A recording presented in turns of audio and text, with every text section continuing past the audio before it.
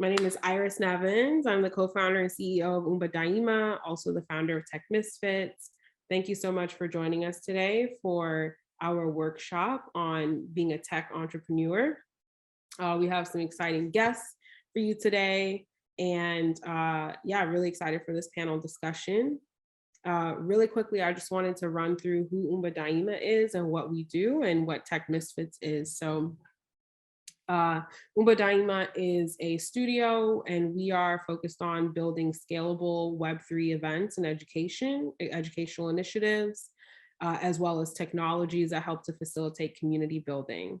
And so we host monthly and weekly events, both online and in person. We host workshops regularly. We're also working on our first online course, and we're also building technology to help communities and Web3 companies scale as well through events.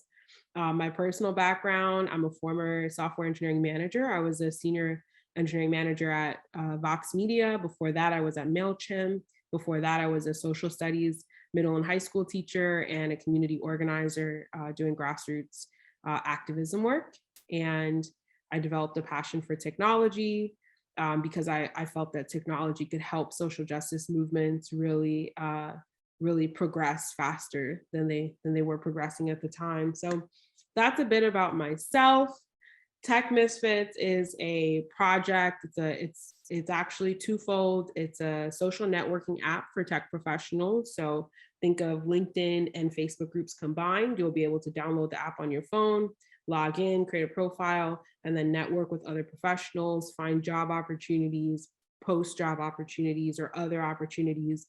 And also you can create forums. And the goal of the forum is to help people really collaborate around specific initiatives, and to help people in tech collaborate especially on DEI initiatives, diversity, equity, and inclusion. So we're really targeting tech professionals for this project, as well as tech professionals that are passionate about diversity, equity, and inclusion. We wanted to bring all those folks into one place where people can collaborate on all the different amazing initiatives that they have going on. They can seek collaborators and also promote and amplify their own projects. Tech, in addition to being a social networking app, we're also launching a set of avatars as well. The avatars will be the membership tokens that, or the membership card that you need in order to access the mobile app. And so the avatars will be releasing later this year. We haven't selected a date yet, but we're working on finalizing the date soon. And we're really excited for this project. We're giving away a lot of free NFTs. So definitely, follow along, follow us on social media so you can stay up to date on how that's going. And without further ado, I would like to introduce our moderator for today, Jeremiah Long, who is going to give us a great introduction to all of our guests that are going to be speaking on the panel today and talk through how the conversation is going to go. Jeremiah is a dear friend and fellow organizer here in Atlanta, Georgia. Jeremiah is an absolute gem in the Atlanta ecosystem and has done a lot of work to onboard people into Web3, and he continues to show up and support and amplify and really empower a lot of people in the Web3 ecosystem. And I'm honored to be able to have Jeremiah as our host today. And we also have Nakia and Yolanda, who are here as well as our guest speakers. And I'm excited to get into your stories about being an entrepreneur in tech. Welcome. Yeah, and we've also got Christian here as well. Yes, Christian, I'm so sorry. Yes, and Christian Pearson, who's also a community member as well and attends a lot of our events. Thank you, Christian. Yeah, thank you so much, Iris. First off, thank you so much, Iris, for not only hosting this event, but for the work you've been doing for longer than anyone that I know of in Atlanta on a high level. I will tell everybody in here, I founded NFT ATL back in February. It was the first DEI focused Web3 conference here in Atlanta. I'm based here in Atlanta. I'm actually at the Atlanta Blockchain Center right now, which is an amazing place. And I encourage all of you to come and join us and hang out at the Atlanta Blockchain Center. It's in Buckhead. And we've got a brick and mortar here that is a place that everyone here is always welcome to come and work on not just Web3, but emerging technologies. So real quick, I also want to thank Nicole, because Nicole is an awesome organizer. She stays in great contact. And I'd like to thank the rest of the Umbadaima team, because y'all are so organized and y'all do such a great job and you're so consistent. And I will tell anyone, if this is your first event, it definitely won't be your last with this group, because you can't avoid, Iris is everywhere. She's everywhere, even in this screen. And this is a great representation of Iris and her group, because I cannot turn my head, whether I'm in Austin at Consensus, whether I'm in New York at NFT NYC, it doesn't matter where I go. She has put a footprint down for Atlanta and for her organization. So I do a lot of high touch points with a lot of Web3 people. And I can tell you very clearly and directly that she's one of the greats and one of the ones who's doing the work. And you're such a humble person too, and you just do the work. And maybe that comes from your tech background, but I just love your work ethic and the fact that every corner I turn around, I'm like, oh yeah, but do you know Iris? They're like, of course I know Iris. And if they don't know Iris, it's the first person I introduce them to when I'm talking about making connections in Web3. And it's something, and we should always have more conversations. Me and Iris do, about other people that pop out of the woodwork that are coming into the space, are already in the space, and we just weren't fully aware of what they were doing. And so we're always kind of touching base and just like, all right, well, who have you met recently? Well, who have you met recently? And I mean, a lot of times it ends up being similar people, but sometimes it's people that neither one of us knew were just doing huge things in Atlanta and beyond. And so super thankful for that connectivity.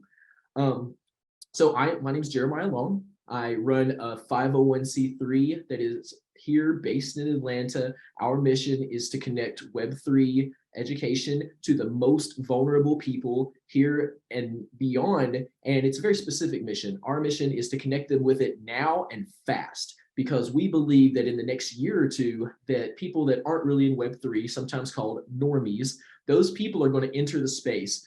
And they're going to enter the space in a lot of ways. They'll probably enter through the Walmart of crypto, or some kind of big box, way of entering into the space. And what we at Wedge, and that's something that me and Iris talk about all the time too, is how can we progress the people of color, kids, seniors, disabled people, and people that are poor into the Web3 space, find training, give them the information they need to become entrepreneurs, and then create a pipeline that takes them into programming, into entrepreneurship. And then let's get all the people that are working hard in front of venture capital and private equity when they finally are ready for that, so that they can become the thought leaders in the space before the normies enter the space.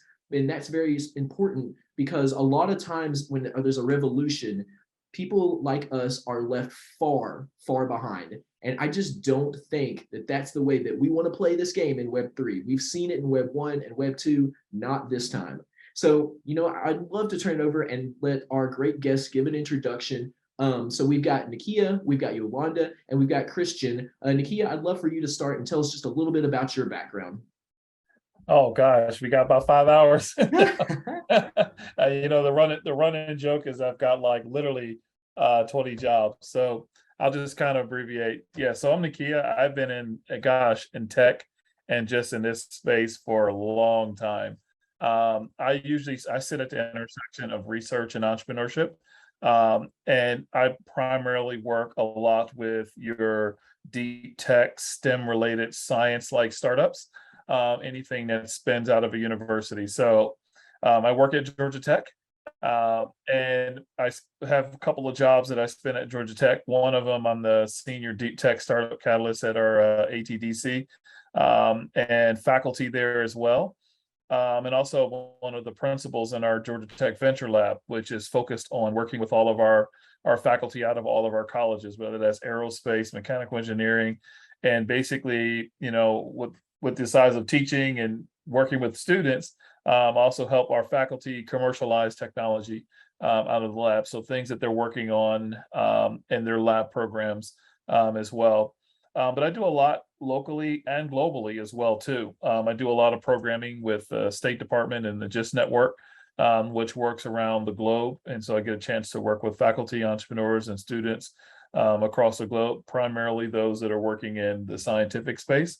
And then I spent some time with NASA and NSF and DOD and DOE and all those other organizations. So pretty rich background, but out of all of that, I just honestly, I'm a servant, really. I just, I am one of few in a lot of places that don't look like me, and I just feel a personal responsibility to level the playing field, especially in this STEM ecosystem. Awesome. That's great. Christian, do you want to jump in?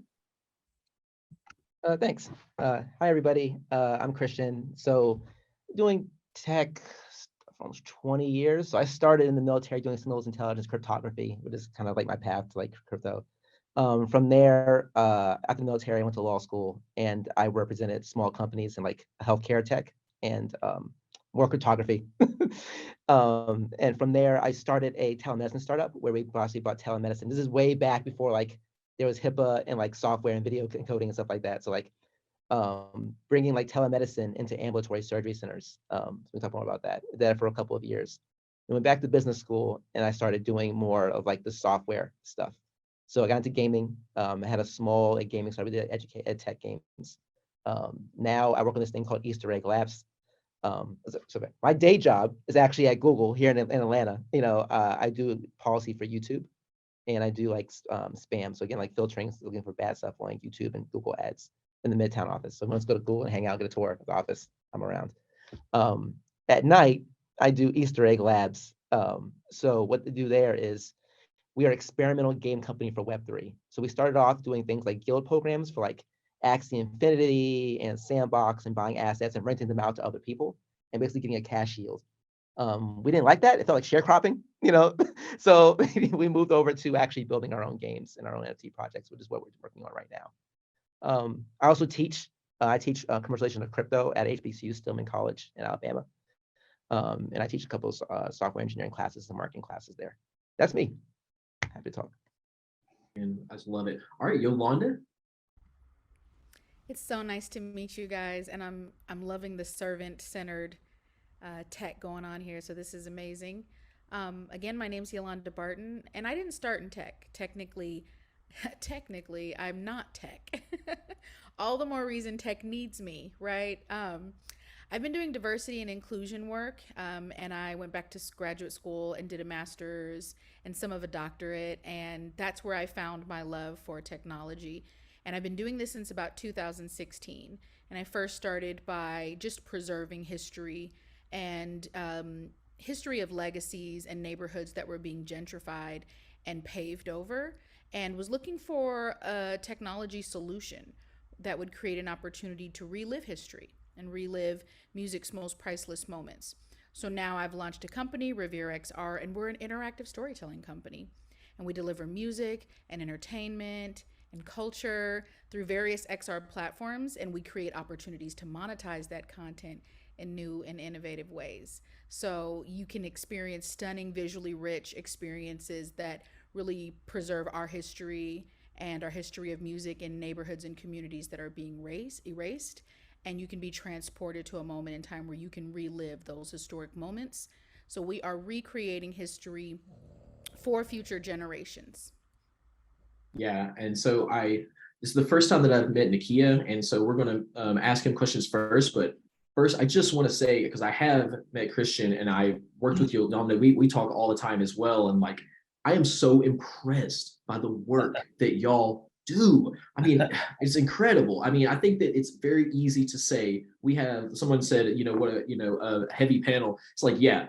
This is a powerhouse. This is a powerhouse of thought.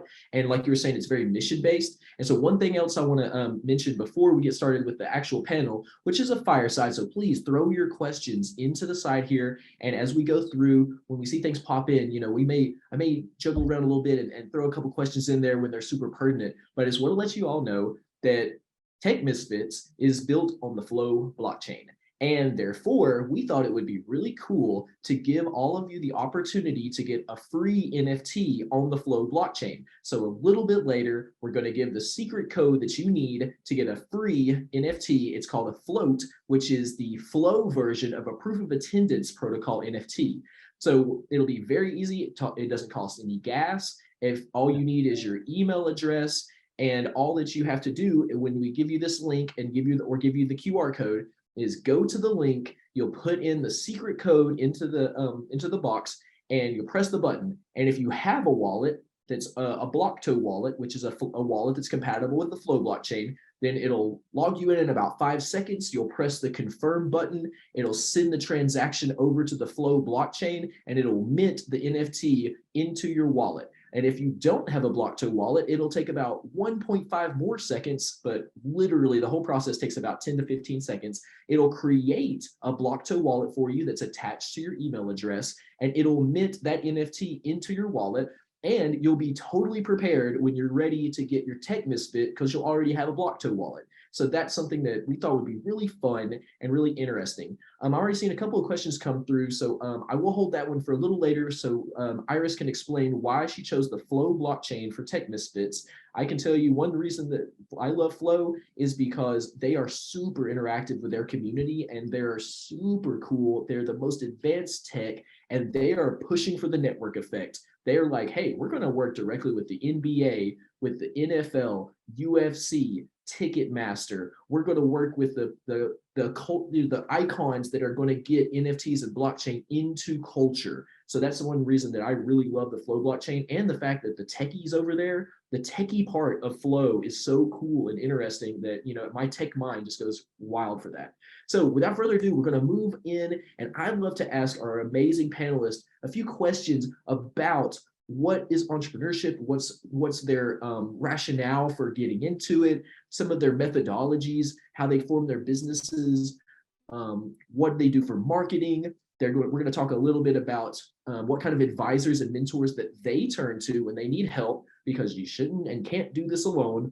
And then finally, we'll talk a little bit about if they are also mentoring anyone else and what's their approach to those things. So Nakia, I want to start off with you because you're one that I haven't got to spend as much time with learning all about. And I want to ask you straight off, what made you decide to become an entrepreneur in tech? And have you always wanted to be an entrepreneur in tech? Oh gosh, yeah. So I go all the way back to grade school, where that was my first experience in entrepreneurship, when I used to go to the local bodega back where I lived in Philadelphia, and I used to buy massive amounts of candy. And kids were always asking for candy in school. So I was like, you know what? Why don't I just spend some money and go buy some candy, and then in turn sell pieces of candy to kids in school? So that was like my first stint in like entrepreneurship. And at that point, it was like, that's where the bug kind of kicked in. I think for me, the journey into being an entrepreneur or wanting to be an entrepreneur, for me has been kind of a bit of a bumpy, rocky road, right? Because I went from being this college athlete thinking that my career path was to play football on Sundays to, I was the academic guy too. And I was like, okay, I was equally passionate about science and math and those things. And my journey took a bit of a road that left me in a really bad accident. And that kind of just reshaped my whole outlook on life. And so for me, I was passionate about entrepreneurship, but I was also passionate about helping people too. And so in trying to figure out where does that intersection happen, right? And so for me, it also goes further back, where I was that kid that used to take TVs apart, right? Just to figure out how they worked and take things apart. So I was always, curious about things. And so from an entrepreneurship standpoint, to me, it takes on a whole different meaning, a whole different light, right? Because I felt like there was always these clues and themes in my life that always alluded to that. And it was just, me just taking the moment to stop and listen to those themes and to realize that entrepreneurship was literally part of my DNA very, very early on. And so I just didn't really know what that looked like or how that was going to be expressed. And especially as I passed through school, how does the science and all of that intersect with the entrepreneurship piece? And the fact that you get the chance to control your own destiny and meet cool people along the way. And build really cool stuff was the really early part in terms of the entrepreneurship piece for me. Entrepreneurship takes on many different definitions for people, right? I think it's definitely something that's synonymous with who I am. That's awesome. Christian, what do you think? Same question. What led you to entrepreneurship, and have you always had the bug? Yes, I didn't always have the bug. For me, it was two things. One, being able to control your own destiny, Mhm. right? And then two, like chasing windfalls, right? So like, if love doing my own thing, I love having time, right? And like, it's very difficult to do a 9 to 5 and get enough money to do what you need to do. I have 3 kids. You know, the thing you need to do, retire and pay for all of them in 10, 15 years. Whereas if you're willing to work a little bit harder for a very short period of time, it's possible to sprint and like try to hit home runs. So you may hit a couple of singles and doubles on the way, but like that's kind of like the game that I decided to play. Is like I'm going to go and try to keep swinging and take these little sprints. And rather than have a 50-year career, I'm gonna have a 10-year career and then do whatever I want after that. That's awesome. Yeah, and I totally feel that. And I think all of our paths are always so different, but it's interesting how we start to find those synchronous places when we get to entrepreneurship. Yolanda, what about you? Like entrepreneurship, where did it come from in your heart? And and have you always had the bug? Well, I would say no, but looking back, my grandmother was the first Black woman to own a beauty salon in the city she was born and raised in. So, in some regards, I think that the blueprint was set, and I might have been in denial for quite some time. But I would say that the entrepreneurship journey found me. It wasn't my intention. I wasn't trying to start a business. I was trying to solve a dilemma in my community. And I think that's important for people to know that, you really can just start by focusing on a problem you want to solve. And that's how I found tech.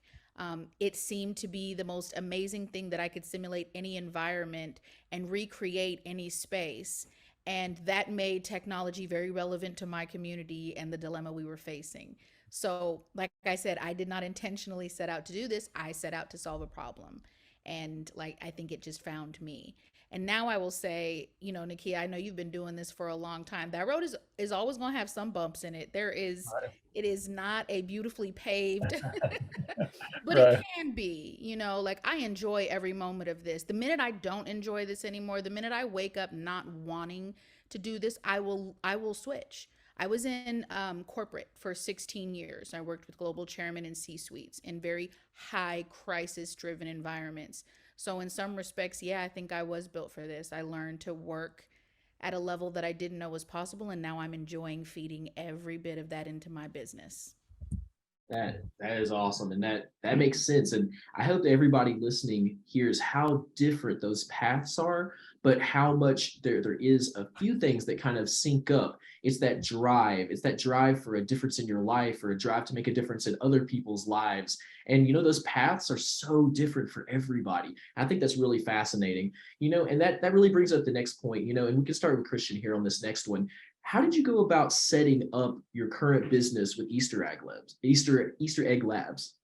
Oh, yeah. So I'm a little different in that I had a full-time job and you're trying to build a business up under it, right? So like you got to get a certain amount of velocity and revenue before you can say, okay, quit my job, right? And I think challenge for me is also I'm trying to raise money while working, which is actually more common than people think, right?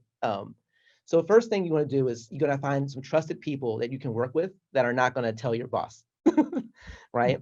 And so like my partners are actually other Googlers, so you slowly start building it up, incorporate all that fun stuff, but largely just focusing on the product. Like I tell people all the time, I don't have a business. I have a product, right? And when that product gets to a certain level of scale, then I'll call myself like CEO and all that stuff. But for now, I'm a dude working on a product that happens to be incorporated and makes a little bit of money.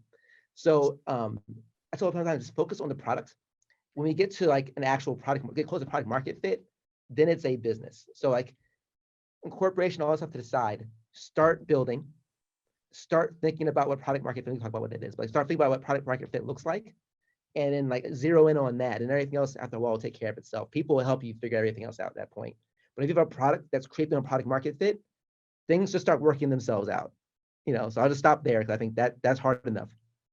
Yeah. What about you, Yolanda? That's amazing. And I think that is like, I just want to make that point as well. I think that more often than not, people have to moonlight and they have to do that. They're doing their 9 to 5, then they're doing their 5 to 9. And I think a lot of people start off in that space to give themselves the time they need, but it also, it cuts into the rest of your life. So that work-life balance can be very difficult. So shout out to you for balancing an extremely high level job and still building your dreams. What about you, Yolanda? In terms of mentors, I just want to make sure I heard the question correctly. I'm sorry. How did you decide to how have you been building your business? Oh, absolutely. Um, so I was really lucky because my product came before the business, right? I was a diversity and inclusion speaker for quite a few years, and I got invited to speak at Oculus. And then because I was talking about the future of immersive technology and pushing the boundaries and instilling inclusion in the future of tech, it created a segue to an amazing opportunity where I got to join Oculus Launchpad. I built my product there. And the product came before everything else. It wasn't until I had the product and realized what it meant to so many people and got the feedback that I got from so many people that I realized, oh, this is absolutely going to be a very successful business. So, I know there's a traditional way to start things, and there's nothing wrong with doing it your own way. You don't have to follow the mold. You don't have to do a cookie cutter, business. For me, again, like I said, it was about solving the problem. I solved that problem in my prototype. People loved it, and then the opportunities began. So in all honesty, I was getting awards and recognition and winning pitch competitions, and I still hadn't even decided if this was going to be a business. It could just be an amazing documentary and I could leave it at that. But when I see the opportunity for the reach that it has globally, and I see an opportunity where they haven't put that technology in our hands to even see what we can do with it, that sort of energized my mission to show them what they can't do and haven't done, which is put it in our hands and let us see what we're going to do with it.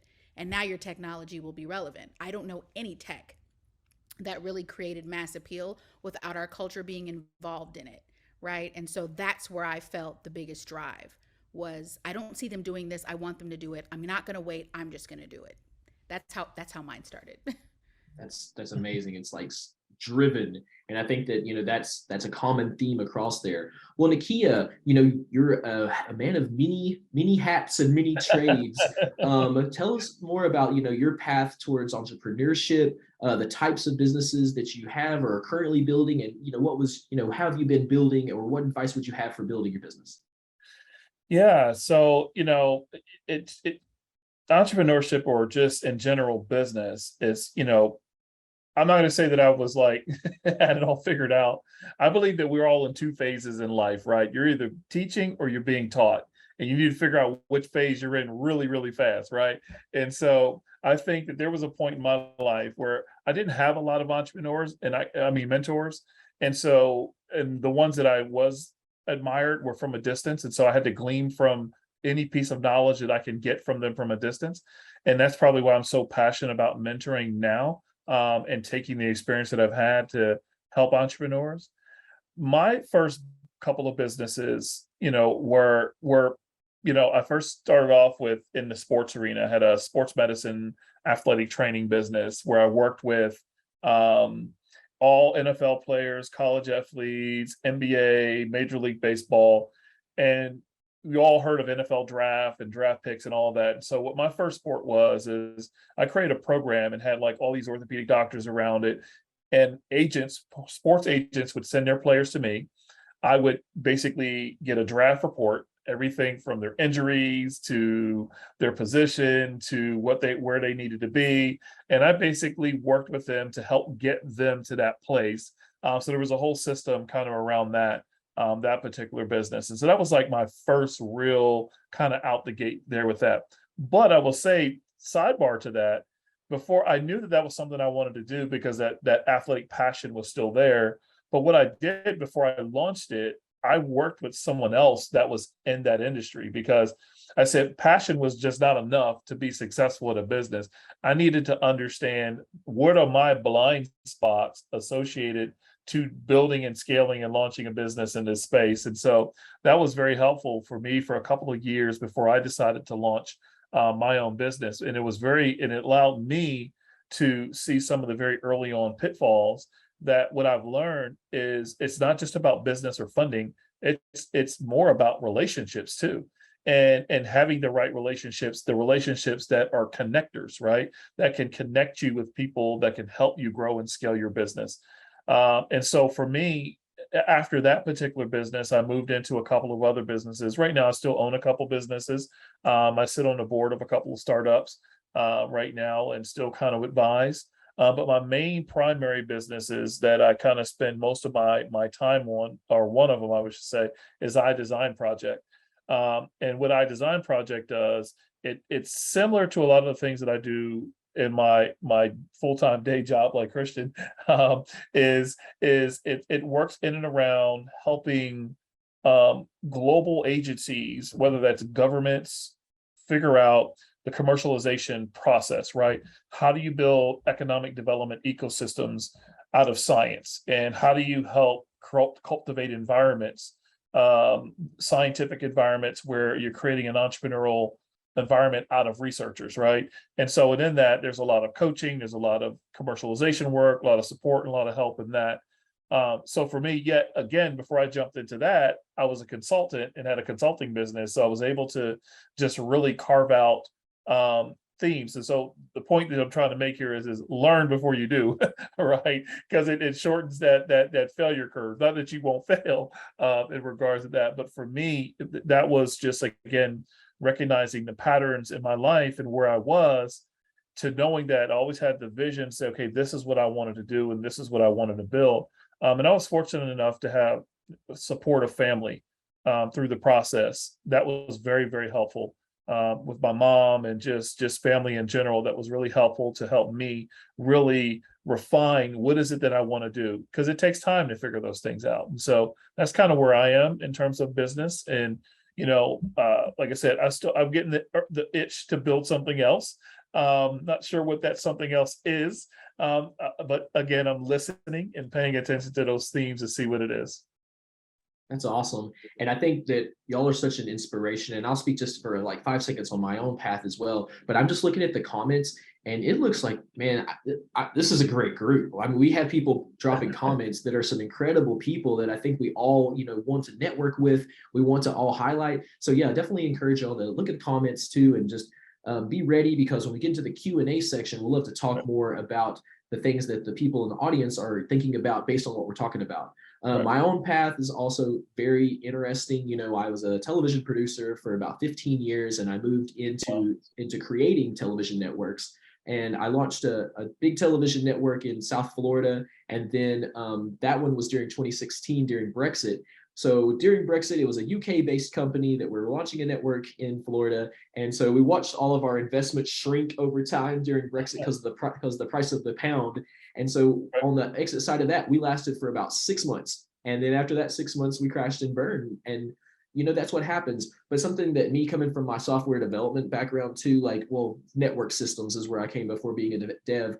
I have stopped associating failure with a negative emotion of distress or pain or things like that. I think of it as another versioning pathway, just the way that software developers really think of it. And so that, I feel like, has really helped me, because I hear all the time, fail faster, fail often, fail faster. And I told my my roommate that, who's highly competitive and played in the minor league baseball, and he was like, what does that mean? And I was like, well, what it means is to stop associating failure with losing something, with pain, and with negative emotions. And just remember, that's just a path that you're not going to go on, and the next path is right beside that. So I think that that's really important to remember. And in my own entrepreneur path, I have ran through businesses. I've been a consultant for a long time. I spun down my consultancy. I, have done a bunch of different projects that, made it all the way to the point that I figured out it wasn't a good idea. And a lot of times that's what the process is. And it's definitely the path that's led me to where I am today. Well, I want to keep it moving and I've got some other really great questions that are coming through here. So let me ask this, what is your process? And we can start with Nakia here. And then actually, let's start with Christian just for a second, because I loved hearing his process about what he's building right now. And it'll give y'all two a little more chance to think about it. But Nakia, Christian, what is the process that you're using for designing your product or service? Yeah, so this is kind of cynical, but if you think about raising money, right? I start from what is an investable product, right? Again, think the business. And the goal is, I want to be able to say in 10 years, I have $100 million of revenue. at 10 times earnings, I have a $1 billion valuation. I'm a unicorn and I work backwards, right? So I'm designing the thing that allows me to get in front of a VC, a venture capitalist, and say, I'm 6 months in, I am a year in, I have met these benchmarks. At the rate I am going, I'm going to do this. True or not, I'm going to do this, right? Do you want to jump on board or not? And that involves like, hey, what's the scale going to look like? What's my market going to look like? It's like the business we're in, it's about a $20 billion addressable market, right? And like, hey, I think I can get 5% of it. If you add this other 50 billion piece on, I need to get like close to 1% of it. And the story is, do you believe I can get 1% of this market? Tell the VC. And then myself, how do I convince what I need to do to convince myself that I can get to 1 billion? Otherwise, I just need to cancel the whole thing and drop it. So that's a failing fast piece. When I know I can no longer convince myself in the morning, I can get to that $1 billion value, even if it's like a 1% chance, then I drop. I love that, and I love that reverse engineering, like taking the mystery novel and starting at the final finale and working backwards to figure out how all the pieces fit together in that whole Ocean's 11 kind of feel of here's all the different things that had to come together to make this happen. I love that, and that's actually a great teachable, learnable moment that you're talking about there, that I really love. Yolanda, let's hear the same thing from you. Like, what is your methodology for designing your product? What guides you in creating your product? Thank you. I will say what guides me is obviously the drive to solve a problem. Again, I think I've kind of repeated that a few times, but I think one thing that's really is important is work with people, of course, that are talented and seasoned and, contribute to your vision, but make sure you enjoy the people you work with, right? Because it does reflect the product. I don't think people are honest enough about that. And I pick stellar, talented individuals and we have fun. I'm not kidding. We are in Unity. We are on Zoom every other night until ungodly hours, and we are having fun. I'd prefer to continue to do what I'm doing at night with them rather than do half the stuff I do during the day. It really is that much fun. So if it's a job to you, if it's a headache, if you're sighing every time you have to go to a meeting, if you feel tension when you have to work on your product, move on. It's not for you. I would every single day wake up and do what I do with these developers and my animators and 3D modelers and environmental world builders and all the rest of them. We believe we're making, we're pushing the future. We're really creating the future in immersive tech, and we're doing things that have not been done. This is fun. So I would say that my process is led by fun and my innate and vigorous desire to solve problems and introduce something new in the space. And the other thing I'll add, because I know Christian and Nakia already said plenty about the mentoring, but I just wanted to add one, please define what mentoring means to you. Don't just leave it to the person mentoring. There's a couple different ways to approach that. What am I really good at? What do I have no clue about? Right. And but one thing I will be certain about is you don't need anyone's permission to do what you're going to do. I feel like a lot of people look for mentors and they're looking for a cosigner. And what I mean by cosigner is not in the same definition of a bank or a loan. I mean, like you are looking for someone to give you permission to be what you want to be and complete what you're trying to do. And I don't need that from anybody. So if I pick a mentor, it's because I believe that the wisdom, advice, and life experience that they have to offer me is invaluable. And I recognize that I am a humble yet driven business owner and that they can help shape my journey by teaching me something I did not know. But I'm also very selective about who I ask for, that insight and wisdom from. So because you can talk to 10 different people, you'll get 10 different answers. You'll have some people say, no, ed tech is too much of a headache, don't do it. You'll hear some people say, but that's where the money is. You'll hear some people say, well, I saw a business go broke, pushing ed tech. Like there are a lot of different visions that everyone has, and you can appreciate everyone's life experience, but you don't need permission to do what it is you want to do and pick people that are really in your corner, not just for the sake of affiliation, like people who are actually going to invest in you. Thank you. Ooh, that is awesome. And this is very inspiring. So I was to say too, like another takeaway from what Yolanda is saying that I think is very important, and I hope that it resonates to y'all, is not to chase trends. not to try to figure out what VCs will put money into, not to look at, the NASDAQ, what company just, is hitting, these giant valuations. What do I believe, that other people believe the next unicorn is? Because I'll tell you one thing about trying to copy, trends is, if you've heard about a trend, you're on the wrong side of the wave already. Because early adoption is not a trend. Early adoption is lonely nights trying to invent something that's never existed before. The early adoption curve isn't going to hit your inbox in your Google News until it's already up at that top and maybe on the way down. So I can definitely attest to that. I come from the music industry, and I've had lots of people talk to me about, oh, I should be rapping over these type of beats. My flow should sound like this. I should be trying to be just like this artist or this other artist. And I was like, more power to you in your creativity and whatever it is that is guiding you. But just like Yolanda said, let what's guiding you be from within, not what you see around you, because you think, if I do this one thing, then all these people are going to like me. And so that validation does not come on the early adoption side of the curve. That validation comes from within. So Nakia, I bet you have an amazing perspective on this too. So we'd love to hear more again about, your path of, how you design products and what is your guiding principle for making your products and services. Yeah, so I want to talk from this perspective. Great advice so far from everything I've heard. Just thank you for everyone who shared. I will say this: I am like a dog with a bone when it comes to. There are a couple of things that I am adamant about when it comes to building out products, services, building out customers. I am a huge design thinking fan. Human-centered design fan, system thinking.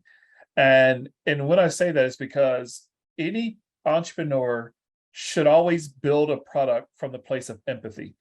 If you don't understand what and who you're building a product for, you will never be successful at launching anything that makes any ounce of sense for anybody to want. And I will tell you this: I spent enough time in this space in Bay Area, Boston, and San Francisco, Singapore, all these places around the world. And I'm going to tell you this: unicorns are intentional. That is not a just happen. That's an intentional design, right? Everything from the fundraising process to the IPO, everything is intentional about that. And so when you understand the process of identifying, venting, and implementing, and understand how do you uniquely understand who the customer is, and understand what is the pain, who you're really solving it for, and value proposition alignment. And when I say value, not that your product comes in green, purple, or yellow, but what is that real strong differentiated value that your product has that allows you to capture market share and allows you to ramp up from that serviceable addressable market to that total addressable market, and that you uniquely align with a problem that no one else can offer value to, right? And so you have to be surgical, intentional, and tactical when it builds out a product. And sometimes that takes time, right? And I think that sometimes we get so enamored with the process of, well, how much did you raise? How much did you raise? And I see so many founders, they race to raise money, they dilute themselves so much, they build this great company, and then when they exit, all they got was $100,000 in a Tesla. I think that is that is, to me, is like the epitome of being taken advantage of, right? When you look at how these unicorns in the Bay Area, when they're exiting, like Tope, I love what he did with Candly. He didn't take a dime. And MailChimp and all these folks, they knew they had a great product. That was their investor. That was their customer in terms of kind of launching their business. There's this quote I like to say: innovation provokes people's current reality and interrogates their existing systems and processes, and innovation pushes people beyond its limits. And that is a quote that that I work with someone, that is my quote that I tell any client or mentor, mentee that I'm working with. I'm going to interrogate you. I'm going to push you beyond your current reality, because the reality of it is that science fiction is science now. And if you don't realize that, how to connect the dots, and we'll never have a moment in time like this ever again, where there is an overwhelming amount of influx of capital searching for very deep problems to solve some of our global challenges. And if you know how to uniquely identify the customer and to differentiate yourself from everyone else, you'll create something that is beyond amazing. And so I'm not looking for a minimal viable product. I push my entrepreneurs, what is that memorable, remarkable product that you're going to build? Because that's the thing that people actually will care about. Can I jump on that for a bit? Like Absolutely. everything you're saying, like, super resonated Please with me, jump right? in, jump in. So like I'm at Google. The most innovative company I've ever worked at was Procter and Gamble.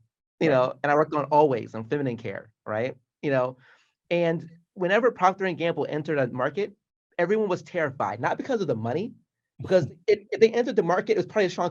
They think they know the customer better than you do, right? And Right. that is terrifying, right? It means like you're about to get disrupted. Just Right. adding to that point, right? It's not about money, right? It's about like, do you actually know your customer or what you're solving for better than everybody else? Because we're unicorns are successful, I promise you, like nobody knows it better. And that's the piece times we often miss. Like, oh, I raised more money, or my features are better. It's I sat down, I talked to 2,000 people, or at Procter and Gamble. I watched 1,000 people in Kenya brush their teeth, you know, and I've changed the toothbrush just for this market, and I wiped everybody out. You know, that's the kind of thing that like is super, super, super dangerous if you have that skill as an entrepreneur. And should develop that above all things. Mm-hmm.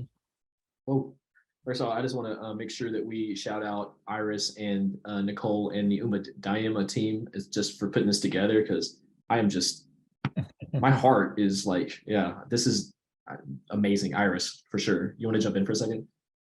Oh, I was just fixing my hair, but I've realized in the last couple months especially that I love talking about business. Mm-hmm. I love it so much as a founder, but it's so hard to like building that network of other founders and business owners is really important, because like my regular friends can only talk about this for so long before their eyes glaze over and they're like ready to talk about something else. So I'm just really enjoying listening in with on the conversation, and I'm hoping that we can do some more like business and founder related events. You know, and that leads us directly to our next question as well. And this is another comment that I want to make that has been a really big thing to acknowledge as an entrepreneur, is that we don't have coworkers, we have colleagues. And so as a founder, we don't normally have a large staff. We might have a co-founder, we might have a team of independent contractors, we might have some other people that are interested in talking to us about this for a little while. But in the long run, we don't really have coworkers, we have colleagues. And so it is very important to find your professional network, to find your tribe, and to find people that can sit and are deeply interested and excited to talk about these things for hours. Because something that always comes to my mind is how, if you're trying to solve a problem, ask somebody who is a high skill set, but in a totally different genre than you, because they'll come at the problem from a side that you never thought to come at. So that really leads into our next question. And I'll start with you, Nakia. We're all out here. A lot of us start off as solo entrepreneurs. One thing that I have heard over and over again is that people don't want to invest in solo entrepreneurs. You have to have a co-founder. I know that works for some people. Some people are solo entrepreneurs. I think the stat that has been related to us is somewhere around 70 or 80% of investment goes into people with co-founders, and only 20 or 30% goes into solo founders. But keep it in mind, that's still 1 in 3 is a solo founder. So let's talk a little more, Nakia, and I'll turn to you first. How do you build a team? What are your thoughts on building a team? And when I say a team, you know, people that work with you and for you, and also looking for co-founders and the necessity or lack thereof of co-founders. Yeah, I think once you really have a good grasp and a good understanding of what you're creating and building, yes, you do need to have a team. I think that helps you to give you a roadmap on who you need and when, right?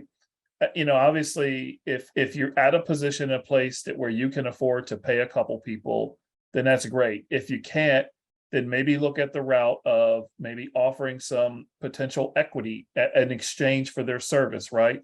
As you kind of grow, but also being very cognizant of that, because remember that equity you give doesn't come out of the investor's pool, that comes out of your pool. And so just keep that in mind, you know, as you kind of grow, right? But I think that it's important. There are so many different places to to meet a co-founder. There's so many different meetups, people that are ex-founders exited out of their companies looking for new projects to jump on board, and some of them are already in a good financial position and they're looking for new companies to kind of work with and come alongside. I think there needs to be kind of a ramp up in terms of that. You need to really understand how do you characterize what your company is and what your company culture will be, and then what is the DNA of that, and begin the process of mapping out who do you want to work with you.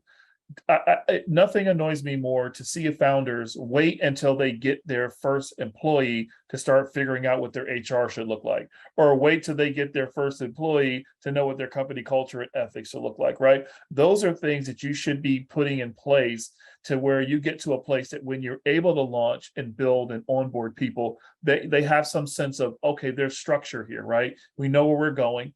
And we all know we live in the world of startups, right? I mean, it's paranoid, it's schizophrenia, it's bipolar. That's the world of startups, right? But that doesn't mean that we don't take, the necessary steps to put culture in place, to put the things that's necessary in place. What kind of employee do we want to hire? What does that look like, right? And then to know the talent that you need. There's a wonderful thing that I tell entrepreneurs all the time, especially here in Atlanta. I said, over here at Georgia Tech, they have a thing called Georgia Tech Capstone Project, and there are students that you can submit a project, and they will, part of their grade will build whatever you're looking to build, and sometimes it's at no cost or at minimal cost, and all it is they get a grade out of the process, right? So you got to know how to growth hack your business till you get to a place. But there are some things that, listen, we live in a world where we're always being excluded, right? So we need to make sure that what is that playlist. And we need to make sure that we're at least in line with that, right, as we move forward. Knowing things like what is a deal room, what is deal flow, when we get a term sheet, what are those things? We need to make sure that we know the basics, right, and not just know it, but know how does it intimately intersect with our business. And so, in terms of just hiring employees, bringing on people, co-founder meetups, I'm a strong advocate of that. Finding other co-founders that might have exited out of businesses that are looking to they got that entrepreneurship bug. They're looking to come alongside and plug on to another project. That could be something that would be helpful, because, I mean, the reality of it is yes, that first check is into you and your team. And the next check is for growth and scale, right? So you just need to know that. And so that could be in the form of your advisors, however you want to spin it, right? But it is an important element. And it's one of the things that we really don't talk to founders on, how to begin, when to hire, when to onboard, when to hire that first technical hire, when to actually connect with, a good CTO, when should you bring on a CEO? There's a process between all of that, right? When you raise that first round, what is your fundraising? Because fundraising is a strategy, right? And so are you trying to raise money to just be a great company? Are you trying to raise money to exit? Are you trying to raise money to IPO? All of those are very fundamentally different paths, right? And so you need to know the technical talent that you need to help facilitate each of those steps and milestones as you grow as a company. I would add, jump in, Christian. When you're the idea person, I'd be as slow as possible to bring that next person on. And the reason is because you really don't know what your business is going to look like until you try to go to market, right? So this is a book called The Cold Start Problem, right? Where it's like you have this wonderful product, and then you try to go to market, and you find out what you actually have, and you have to pivot, right? And you don't want to be in a situation where you've already raised a Series A, you have a bunch of people on your board who are not in line with your interest, and you're sitting there with 30% of your company about to get fired from your own company. Happens all the time. Happened at a startup I worked at, where the CEO basically got pushed out of their own company, right? So you can get very years into a business before you actually realize what you are doing. So if you start bringing on a team, start slinging equity around too early, you're gonna get rid of half those people and take the equity with them, and then you guys have to go back and get another set of people to actually solve the problem you actually need to do. So for me, it's, even if it means go slower, hold off until you actually know what you're doing. Right. That's huge. Yolanda, you want to talk some more about building a team, the solo entrepreneur path versus the bringing in co-founders, listening to your heart, something we've talked about some of these things before, but I know that you have some strong opinions on building a team, who the greats are, how to find talent, and whether or not you should expand that cold start idea too early. Yolanda, unmute. It would help if I was off mute, right? And mute Nakia. I think you guys just got the best advice from Nakia and Christian. The only thing I'll add is really look at why people, like, let's get to the root of why people feel you need a co-founder, right? So at the end of the day, they want proof that you really can do what you say you are going to do.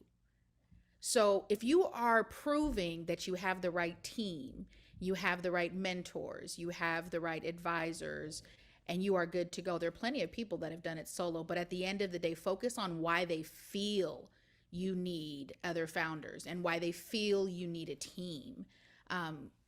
Because you can have all the opportunities in the world, but maybe you really do need someone else to drive, like Nakia said, the technical side of your business while you focus on the creative vision, right? How are you going to achieve your goal is what you should be focused on. How are you going to grow your company and scale is what you should be focused on. Now, we all know numbers usually kind of supports the idea that you will achieve it, and that's why they want you to have another founder. So I would just say focus on the root of why they feel you need it, because if you really feel like you can do it on your own, you also might be overlooking something, right?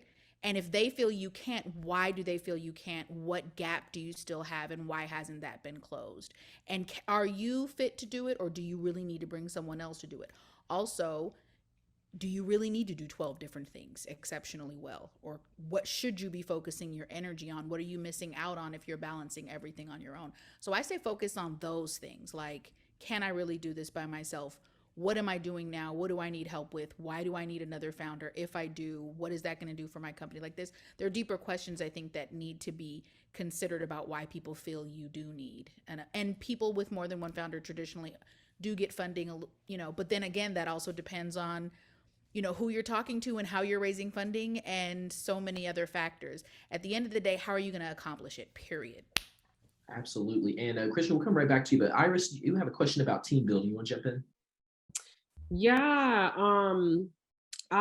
So one of the issues that I had early on in my company, thankfully things have improved, but it was issues with talent not performing. And when talent is underperforming, it costs a lot of money, because not only do you lose the money that you paid them, but also there's the money that you were paying everyone else in that time period, that whatever they were supposed to do didn't get done, right? And so now it's like multiple things are delayed and you have less money to spend potentially. And so for the folks on the call that are, maybe team building and things like that, and team building on a budget, right? How do you get good, reliable talent when you're on a budget? Christian, you want to jump in first there? Yeah. Yeah, I'm in this issue now. So I'm trying to hire artists, engineers, and go-to-market people. And two lessons I've learned, from startups I worked with. One, when you mess up hiring, you need to fire immediately, because it's devastating to your culture immediately. Like you don't have the capacity to like scale somebody up. You just can't do it. The other thing is, again, like, how can I get that thing done without actually hiring somebody? So like, most of my artists, we try to use diverse creatives. Most of my artists are in Kenya. Guess what? If you're not hitting it, thank you for your work. I'll put it off in the corner, never use it, pay you, or up to the next, right? But like, I don't hinge the success of my company yet, given that like I don't know what I'm doing on like an employee. It's not fair at this point. So like, I will give, it's just me. I will only give equity out to people I actually know and trust and know them to deliver. And I've seen their work somewhere else. So the only people I actually work with, like, as far as like employees or like partners, are people that I've seen work. We have worked together and we have succeeded together. Other than that, until I get to about a certain level of money or a certain scale, I can't handle employees. And that's just where I think a lot of startups are in the same place. I feel that. Nakia, you want to jump in on Iris's?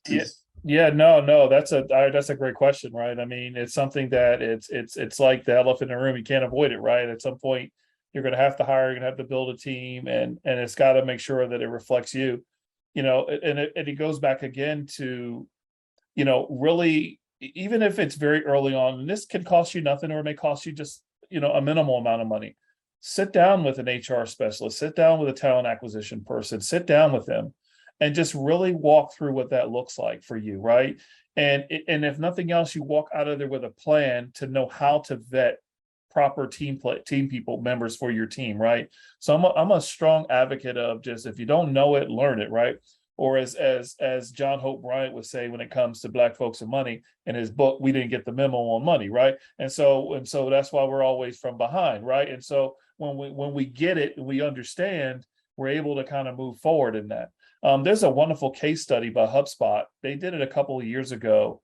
HubSpot, obviously, the CRM, when they were growing, they were having gangbuster success, but they hit a plateau and couldn't really figure out what was going on. They were still onboarding customers. Their unit economic churn was really low. They were still onboarding a lot of individuals because people love their product. But they realized that there was something terrible about their culture. And they realized that they brought someone in and just gave an analysis of their culture and said, while you're great, what's going to happen is the reverse is going to be true in your business. You're going to run your business in the ground just as fast as you've grown it because your culture is terrible, right? And in that, they went through this whole entire assessment in terms of just where their culture is, where they're trying to go, and to make sure that they were hiring people that had shared vision, right? That they cared about their job, that they saw that their job, their role was their vision, their destiny, their purpose, which was part of, but it was so happened to be expressed inside of HubSpot, right? And so you got to ask those behavioral like questions in terms of, tell me about your dream, your vision, your hope. Where do you fit into this role, right? And just really understand that, in terms of just, how you plug in and how you play. But yeah, look at the HubSpot, if you could find it, if it's still there, that case study. They implemented some really good things to really help it out. I do a workshop over at Tech called Hiring A+ Talent.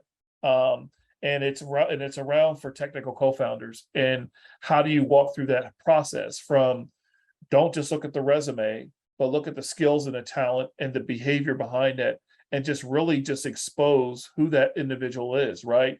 Because sometimes everybody looks good on paper, right? until you get them in your office, and you're like, oh my God, did I hire someone from a terrorist group or something, right? And then you do everything in your power to get rid of them, right? So it's very costly to hire people when you start to get to a certain level. So when you start to look at it economically on the money that you're losing versus the money that you're gaining, that could be a gap in your business, right? For give you an example, and then I'll kind of move on here. There's a company at Georgia Tech, and they got a great product. The CEOs are great. They're all physicians that run the company, but their investor told them, if you want any follow-on funding, you as the co-founder, one of you cannot be the CEO because you know nothing about growing and scaling your business. You need someone in here who understands business and understands business growth and development. And they basically told them, one of you all needs to fire yourselves as the CEO, because we're not going to invest another dime into you because we don't feel that you have what it needs to get to the next level. So having these honest conversations with yourself, knowing where you are. I love what Christian said. Sometimes you got to, one of the things I say in coaching is sometimes you got to slow down to speed up, right? If you take that sharp corner at 90 degrees in a Hyundai, the likelihood of you making that corner is going to be slim to none. You're going to run off that curve, right? But if you take that curve, if you take it in a Carrera Porsche at 90 degrees, man, you're going to hug that corner so tight, you're going to be right. So just understanding the vehicle that you're in right now, and then eventually you'll get to the place where you need to be. That is great. Single answer question, rapid fire, just for all three of you. And we'll go Yolanda, Nakia, Christian. Have you fired someone from the team of your current or past business? Have you fired somebody? Yolanda? Yeah, I let go of the whole team of developers. That wasn't right for my experience. Listen, I'm gonna tell you, because Christian hit it right on the nail. Are there any parents in this space? Anybody got kids? Okay, would you leave your newborn baby with someone that you weren't certain understood the job and could do it well, and you wouldn't hesitate them to get them the hell out your house either? You would literally not even open the door, or immediately open it and then close it. So at the end of the day, if you wouldn't do that with your own child, I mean, listen, if you love your business and you actually care, you would probably take the same sort of mindset. Originally, when I started a competition, a global VR competition. We all had to pitch. And there was 1,165 pitches over the course of like a week, I think it was. And developers got to rate who they felt was going to be the best experience. I was voted number 1 on the leadership board. And it blew my mind because I wasn't creating games and what people felt was the most important content. What really blew my mind is that I was just so happy to be chosen that I took whoever they gave me. And what I found was, even though I had some really talented developers, they were incapable of understanding my vision. They were incapable of understanding why storytelling was such an important factor that needed to be introduced to immersive technology. And they spent more time trying to get me to explain myself. And I realized this is no longer working. So, it was done. And it wasn't hard for me because that's how much I love my vision. That's how much I love my product. That's how much I loved what I'm creating. And so I didn't want to waste any more time, also because we were running on a timeline and I needed to replace that team with an entirely different team. So, don't be afraid to let them go. Shut the door quick too, so you can hurry up and find somebody else. Right. What's the old saying? Hire slow, fire fast. is kind of the motto there in terms of that. So short answer, yes, I've had to fire people and also had to fire customers because sometimes you're spending money on customers that should not be your customer, right? So they're just bleeding you money. And there's 3 things: your unit economic turn, your customer acquisition cost, and your lifetime value, right? And when you start to look at what's chasing what and how much it was costing you this, but then there's some customers that you want to keep, right? There's some people, some employees that you want to keep, right? And that comes to that whole cultural thing. Not that I'm this old, but there's this old song. It goes a little something like this: "It's cheaper to keep." Some of these employees, look, some of them it's cheaper to keep them, right? So you need to make sure, depending on where you are, when you start firing people, that you got the legitimate reason before you start firing folks. Yeah, Christian, have you fired Yeah. anybody? I fired somebody last week. Look, so like, look, and it's simply, I don't agree with where we're headed creatively. I'm like, great, Right. here's the door, right? And I do at-will contracts. I am not tied to anything, and I usually pay on like contracted terms, right? So I try to avoid giving people like the semblance benefits at this point. You're at a startup. There's like 7 of us, like no expectation of that. And just be super honest with people. So like when I hire them, I tell them, if you're not vibing with me, like you can disagree, but you're not vibing with where I'm trying to go, I have to get rid of you. Because I guess the culture, you can write it on paper. You have to build and cultivate a culture. And if you have 6 or 7 people and one of them's not on board, you actually made a culture decision, and you can't fix that when you're 50 or 100, whatever many people. So yeah, I'm very, very quick to fire. Iris, did you want to jump in? Man, I've fired quite a number of people over the last or so. I've also had to do layoffs as well, which is slightly different, where I've had to let someone go that I didn't want to let go, but we just had to cut back on expenses. I think that is actually a lot harder. But in all the cases where someone's been fired or let go, fired, it was because they were just underperforming. And after multiple attempts to make it work, it just wasn't working. And in some cases, it actually started off okay. The issue didn't become an issue very quickly. But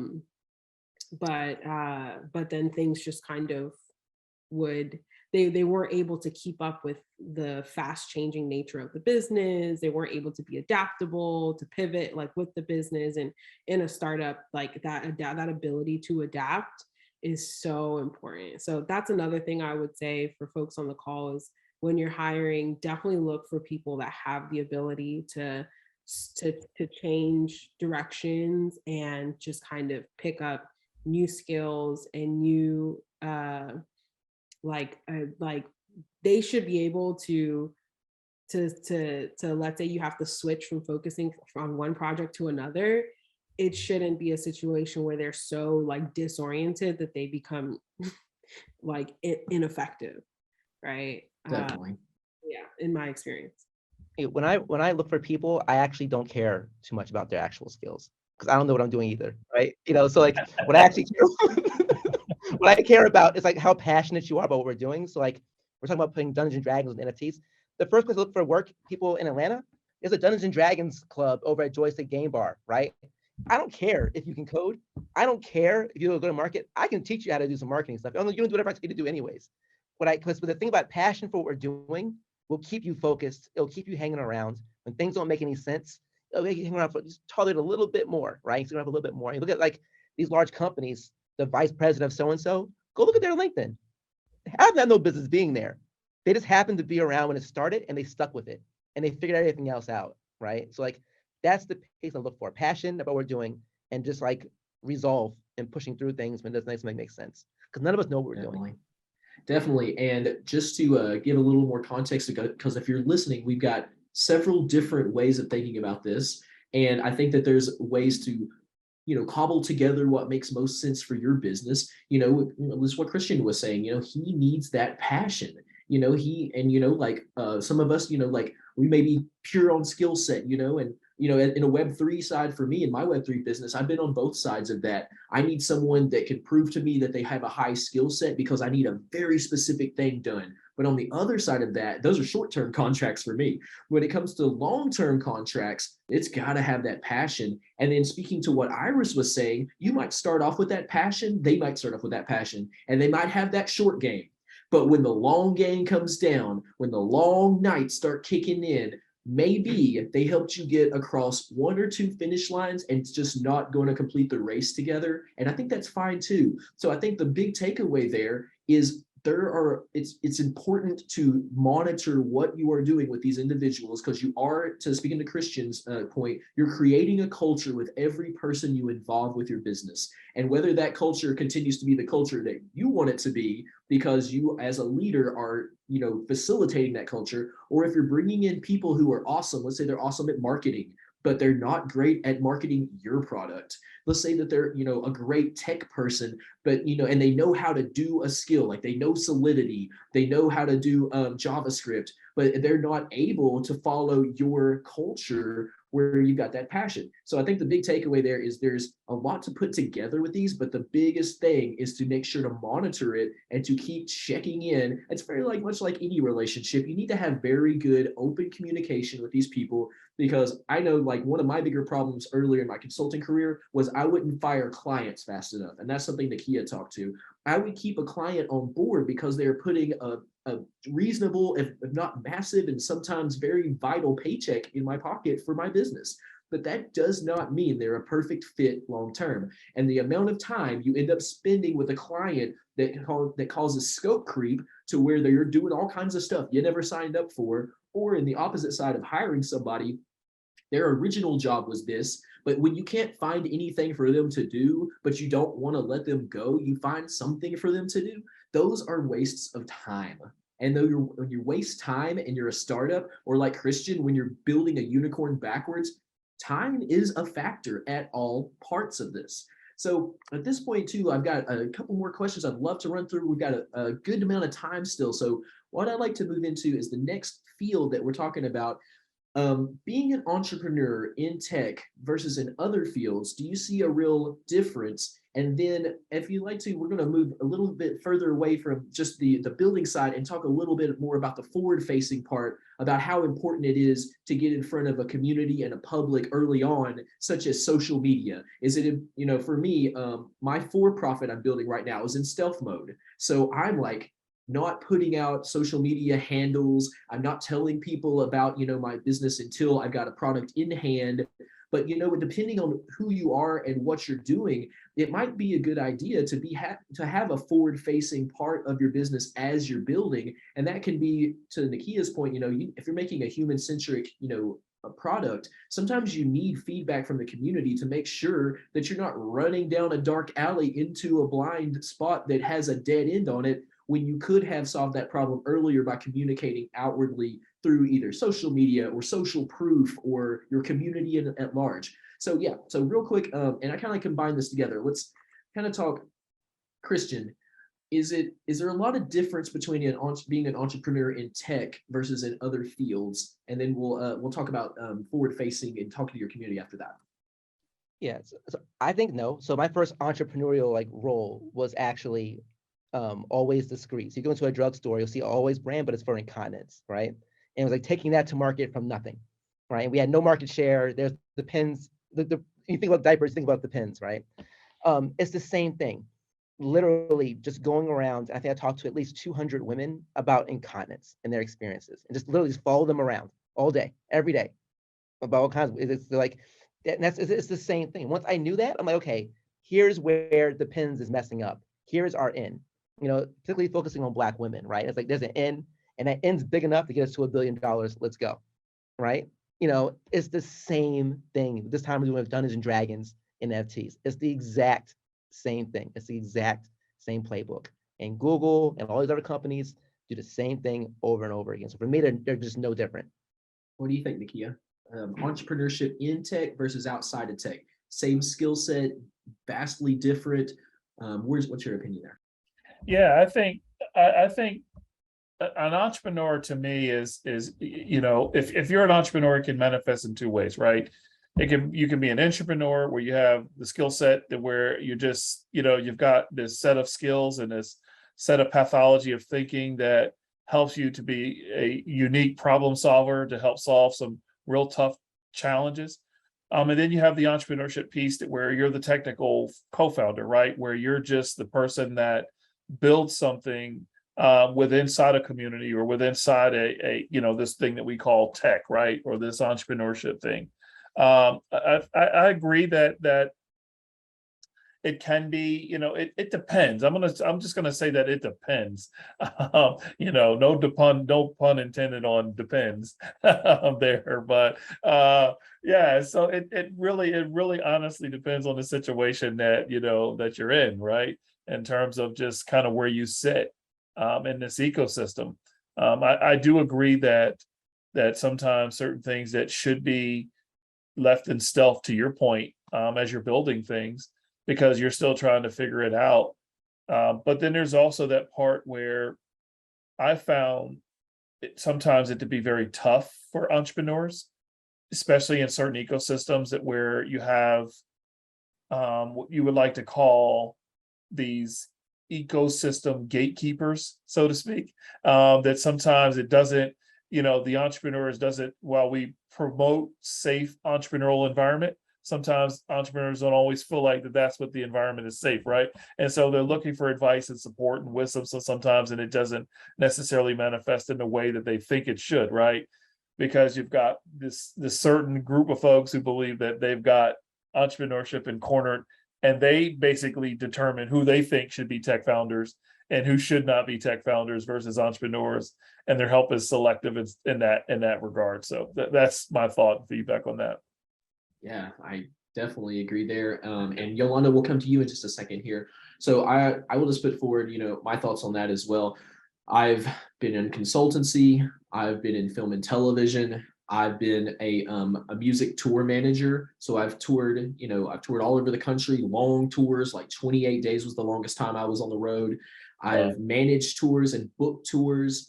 And, you know, the skill set that I had for booking bands and booking hip hop artists, for booking DJs, and for finding and working with consulting partners. And now, you know, in my dual wielding between my nonprofit and my for-profit, I honestly felt it was a very similar skill set because it has to do with managing people. Right. It has to do with managing expectations. It has to do with managing budgets. And it definitely has to do with managing the culture around what you're doing, because the people around you, whether it's a music vertical or a tech vertical, there is a synchronous in those cultures. And you have to have the cultural timber to really make it all work to willing. Yeah. RPG reference. Yeah, you're totally right though. So it is like, it is, I think it's a very similar skill set. And I really am glad of all the past dealings that I had, because I feel like my skill set coming from being a tour manager and from being a booking manager is one of the things that's actually helped me the most in finding freelancers. So I really appreciate that. Yolanda, do you want to chime in there, or we'll move on to social media? I mean, I think just at the end of the day, you can fail in all endeavors. It doesn't really matter what industry, and you can excel in all endeavors too, right? Right. But I mean, at the end of the day, both of the businesses I've ran as a consultant in the DEI space and now in tech, I'm the only person that looks like me in most of those spaces. Um, and, you know, I just think that the opportunity is this. It could just be that I'm always trying to kick somebody's door down and that maybe maybe I'd be better off with a different kind of business at some point in the future. But I mean, the risks are the same. The challenges are the same across all industries. I think there is an extra heightened level when there's like new emerging technology of things we don't even know yet. So there is the opportunity to see how the industry goes. But at the end of the day, you can make the same mistakes in every industry. Absolutely. So, man, I swear, like I'm on this panel and I'm looking at it and I'm listening to y'all, but I have to go back and watch this video again because there's been so many knowledgeable things dropped in here. I'm going to go back with my pen and paper and I'm going to make sure that I write down some of the amazing quotes, some of the amazing things I've learned so far. And yeah, as we keep going, we've got 2 more sections we're going to go through. We're going to talk a little bit more about social media and marketing. And then in the end part here, we'll get more into who the mentors that you have had and like your experience with those mentors. And are you mentoring and what are you looking for when you want to mentor other people? Because I think that that's something that I have definitely started to understand is that even as I'm building and I am having some great mentors come to me, and speaking to Yolanda's point that those mentors need to be guided by what I need from them, not trying to impress or please them or get validation from them, no matter how great their experience has been. But on the other side of that, especially because I do run a nonprofit, that's about, Web3 education, I am always looking for people that I can mentor and bring up because the opportunities that I didn't get as a kid growing up in Section 8 housing are the opportunities I want to make sure that kids get today. And if I have to step in and if I have to take extra time out of my day, week, month, year, rest of my life to ensure that that happens, that is something I'm going to put hours into, and I'm going to do it right now. I don't have to be at the finish line. I don't have to have already proven that I'm a top 500 Fortune 500 company. I have a skill set, and I'm going to share that skill set with people. So as we move in, sorry, it sounded really serious, didn't it? So yeah, as we move into, I want to talk a little bit about social media and what we're about to mention, where is social media early on? When do you deploy social media? And the idea behind, do you need to build up a big base of that? And what are your favorite social medias, that you are building on or that you find are really useful to you in your business? And let's start with you, Christian, or Nakia, you've already, so we'll start with you. Me or Christian? Nakia. Okay, awesome. Yeah, so the social media thing, I'm not going to say that I'm where I need to be with that. I am certainly, I spend more time on LinkedIn, and I don't know that is necessarily social media, even though people treat it like social media. I'm trying to get to the place of just really having a Twitter presence in that regard. I think for me, it's just all in kind of where your brand is, right? Where your consumer, where your customer is. And so for me, I sit at the intersection, like I said, of academia and research and innovation and science and that intersection. So most of the professionals that I see will be on LinkedIn, right? So for me, that's where I, post a lot of just job related, things that I do it helps to build that credibility in terms of just, being perceived as someone who has a voice as opposed to someone who is just kind of just really have no rhyme or reason or focus, right? Like I don't post like things about what I do personally on LinkedIn or anything like that, but everything that I do post is relevant to my career, to the things that I do and things that I'm passionate about, and the things that I support, and likewise, right? And so in amplifying others. So it's not always about amplifying myself. I think the thing about social media is just having a balance between talking about you, your business, your product, and talking about just in general, your ecosystem in general, right? Talking about other experts, other opportunities, other breakthroughs, other things that are happening in that particular field. I think social media as a tool, I think right now we're at a weird place with social media. I think people are removing social media from their phones more than ever. I think people are kind of like burned out with the feeds and burned out with just everything. And I think people are just really backing away for just emotional health, right? Um, and so just being very careful and cognizant of it was like, it's like a double-edged sword, right? It's important that you have it, but it's going to cut you at some time too, right? In terms of the social media piece. But everyone, I'm not advocating not have a presence. Everyone needs to have a presence, but you need to be very intentional in terms of that presence and figuring out kind of what your strategy is in terms of connecting with your customers. I saw the other day that we thought that millennials or Gen X or whatever the group is Gen Z. Gen Z that we're calling them now, is Google did a report, and I think LinkedIn is no, the Google did a report, and they saw that that particular group was searching less for information on Google and looking more for information on TikTok as their search engine. So it was more of the information that comes directly from an influencer, an expert, or someone that they trust, as opposed to actually Googling information, right? So it's again back to knowing your audience and knowing kind of where you are before you start really launching the social media campaign. Christian, you want to jump in there too? Social media, what's your favorite one and how to use it and how early? I have very, very strong thoughts on this. Social media is not really effective for a high growth startup. It helps, it's important, but it's not going to get you there. The issue is you put $1 in, and that's me working at Google telling you this, like you put $1 in, you get a percentage of eyeballs, right? That is linear, right? You're not going to get the exponential growth throwing dollars on a social network, right? So, and there's other piece to this too, right? When you go into social media, you need to be ready to get the feedback and respond to it in the product, because you're trying to build, the social network is great. What you're actually trying to do is build community, right? And if you're not prepared to respond to the feedback that can come from any direction once you're on social media, then you're not ready for it. So you don't have a support function or a community function, stay away from it. What's more important is building communities. I'm going to answer another question, right? What's more important in this answer is building community. So Google example, Gmail. Gmail was a closed beta when it started. You had to get an invite to Gmail. Clubhouse followed the same example, right? And the reason they did this is because they knew I can only support so many people giving me feedback at the same time, and I can adequately respond. Because when you nail feedback and you respond, I don't care how bad your product was, they're in it.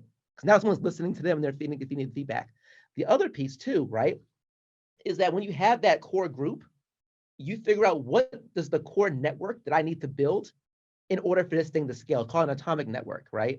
How many people need to be doing X number of things for this thing to function? And then when you figure out to be 5 people, to be 10, and then the question is, great, if these 10 people work together, I can have this product works. Now, how do I make 1,000 of these groups of 10? That's not going to be, oh, get on TikTok and start throwing some ads up. You're going to have to actually say, okay, great. I may have to go for Tinder. It was throwing parties at college campuses, right? For Slack, it was calling up, business CEOs or CTOs and getting plugged in. For Gmail, it was finding people who are really plugged in tech and giving them invites, giving them 10 invites to share, right? Clubhouse influencers. That's how you scale. Because for me, just getting a party for Tinder, guess what? I locked in all of USC. They knocked in the entire USC campus with one party.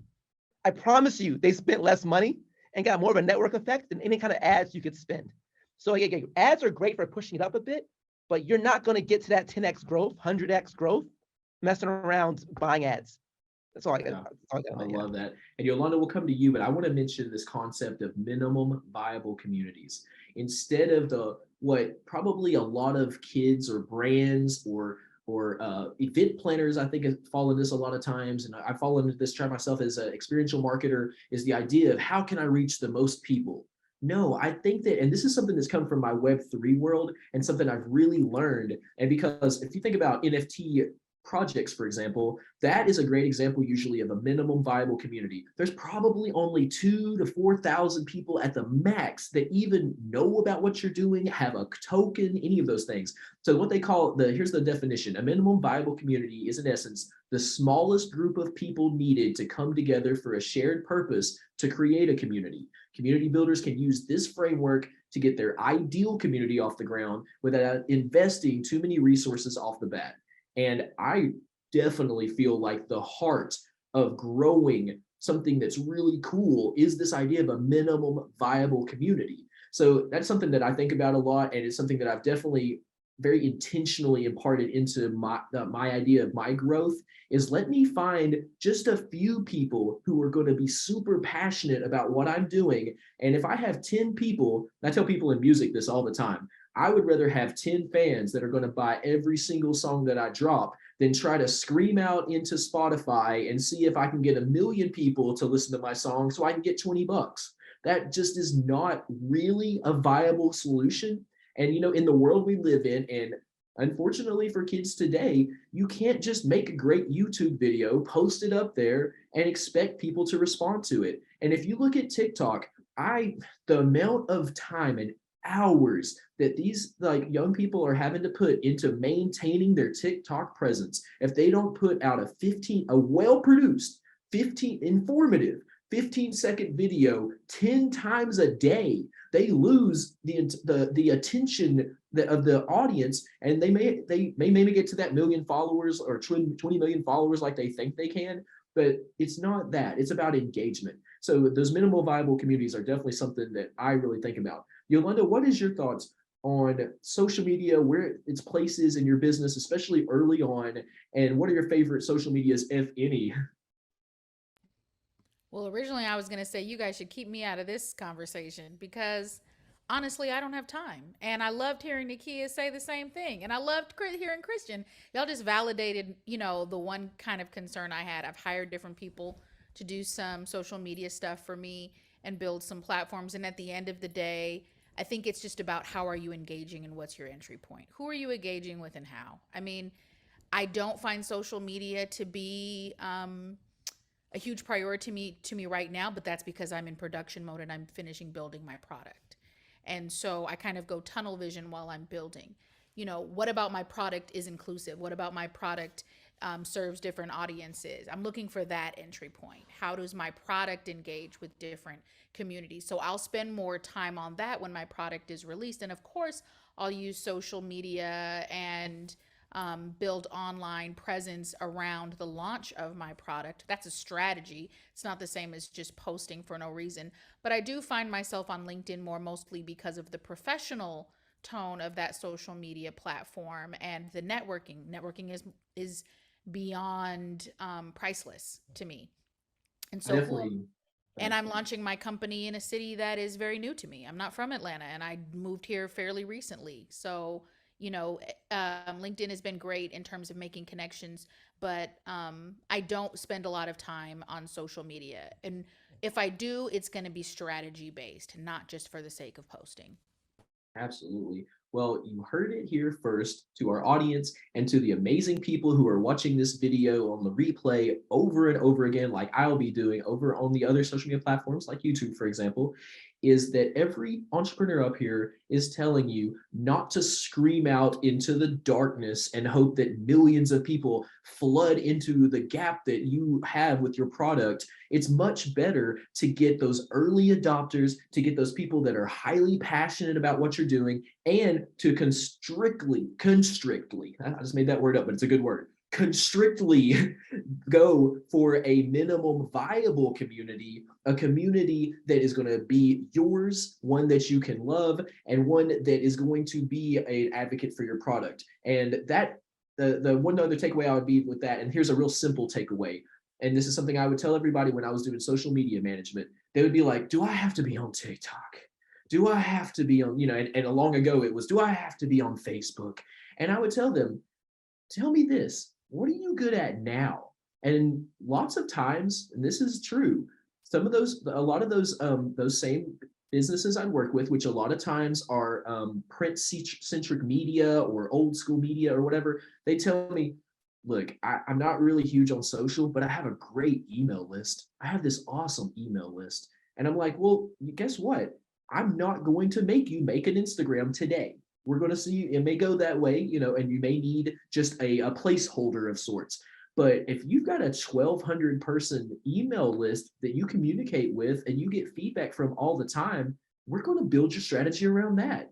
If you have, and you look at where these people are going, like Yolanda, she's making a VR product. It makes a lot of sense for her to target an audience that's either put on a headset or knows how to get someone to put on a headset. With Christian, he's doing an RPG NFT project. That's a niche in a niche. So why would he go screaming this over in Dick's Sporting Goods? Yeah, there may be a guy who does that there, but wouldn't it make more sense for him, like he said, to go to Joystick on a night when there's an RPG game, there's a Dungeons and Dragons game going in the back, and he's going to introduce them to his product and they're going to love it. So I love that feedback is just huge. That's a giant takeaway. And it really informs where we're going to go next. We're going to talk about market and lead generation strategies that have been effective for you. And the first thing I say before I turn and ask you all about that, I think it's clear that we have 3 entrepreneurs, 4, 5 entrepreneurs, 6, 7. I think everybody in the audience is thinking these things too. Do we have entrepreneurs that have realized that these minimum viable communities and getting these early adopters and getting people that are passionate for your product is the most important thing? So when we talk about I'm going to ask, and let me start with Christian, marketing and lead generation strategies that have been effective for you. And I think that it's likely we're less likely to be talking about a bunch of how much Facebook ads I should be running, as much as who are you targeting that's getting you the best results. So let's approach it that direction. Yeah, so like what I think about is distribution. So I feel like the CPG was like I was brought up in, right? It's like super products. It's like marketing is not about advertising. There's advertising and there's marketing, right? And like marketing is often about like how do I get my stuff to people and shove them down this thing called the sales funnel, right? It's like you have awareness, then you have like trial, where it's like, oh, I know about this thing, I'm gonna try it out. And I give them the trial, and I want you to buy it and only get you to come back and be sold, right? And I'm trying to shove people down this funnel. So the way to do that is I got to get distribution, right? And for me, I'm trying to distribute NFTs, right? And people don't know what NFTs are. And if they know what NFTs are, they don't sophisticated enough to get the wallet and download everything. And if they do, they don't trust it. So then those other things, right? And some people in gaming just hate them, right? So how do we deal with that? How do I distribute to that person? If they play Dungeons and Dragons, I know they're in comic book stores. So my marketing plan is to talk to them. I go talk to owners of comic book stores. And all my time is spent cold calling comic book stores, creating a book to put the paper wallet in. Jeremiah, I got this idea from you, put the paper wallet in, and I'm going around putting in an RPG book and knocking on doors and selling physical books. So like when I tell people, what's your marketing plan? I have no marketing plan other than selling physical books. And it works. Procter & Gamble, that whole incontinence model, there's a company called Teva that has like 3% of the market. And they're selling those incontinence diapers through a catalog. And they only send the catalogs to nursing homes. And it's $1 billion business. It's literally a mom and pop shop. They have 8 employees and they make catalogs. They don't even make the things themselves. They just make the catalogs and they mail them out to nursing homes. That's it. That's the marketing plan. No consumers, no ads, no social media, is knowing their distribution. And distribution is like super, super, super important. Absolutely. Nakia, you want to jump in there? What are good strategies? And you got it. Yeah, no, that's good. That's a good point about the catalog thing. I always tell people, like, have you ever seen a Bentley or a Ferrari commercial or a Bugatti commercial? Have you ever seen one? No. Have you ever seen them on social media or anything like that? No. When you understand who your customer is and you understand where they connect with you, right? When you get that point, you will have a very successful, scalable business.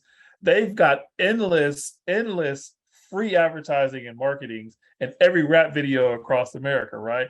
With people showing their products and all of that. So why should they have to spend a dime, doing that, right? Now, I'm sure they spend some money marketing to, their clientele and Rob Report and all these other areas that where, their clientele kind of surface. But in terms of a strategy, it really boils down to differentiating between what is marketing, what's branding, and how do you put messaging around that to making sure that you're reaching into your customers, right? How are you making sure that you create that brand, right?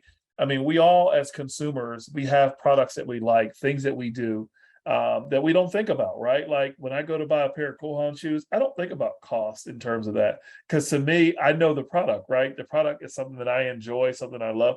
I didn't have to go to social media to find that. I just went to their website, know what I like, and they and I buy it, right? And so I think it comes back to, again, just really understanding your customer, really understanding who you are, where you fit, and creating a social media strategy and campaign. Now, I'm not saying don't create one, right? If there is any CMOs or here or social media strategists, they probably will counteract a lot of the things that we say, right? Because they have their own motivation and focus, which they want you to pay them money to create all these ads to reach two people, right? You know what I mean? And you spent $20 million trying to do it, right? And so I think that I get the strategy in terms of that. But I think that it really boils down to really understanding your customer. This is a thing that we do and we talk about a lot in the NSF Core program. We call it get, keep, and grow. There's a strategy to get your customers, there's a strategy to keep them, and there's a strategy to grow them, right? And when you understand those fundamental principles between that funnel, that keeping them, that upselling them, and you got a customer, there's no better mouthpiece than another customer, right? You know what I'm saying? And I can tell you this, that will spread so fast. Let other people do the job in reporting and sharing your links and sharing your products. And, that could be an efficient strategy. It takes time to do that, but spend the time knowing your customer and building them out instead of trying to create them and spending time trying to chase them and convince people to come on business. The running joke that I like to say is the guy on the corner selling t-shirts, he probably makes a couple bucks here and there, which is a hustle, right?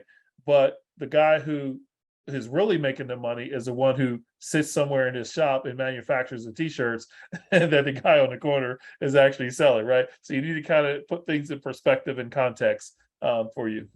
Absolutely. And that just reminded me, I want to talk about, just say, one of my personal axioms that, I live by, and write this down. But yes, it's one of the rules that I live by is make a plan. You can throw it out the window as soon as you hit the road, but Right. Start off with a plan. That plan is likely to change. And another phrase so that's my thing.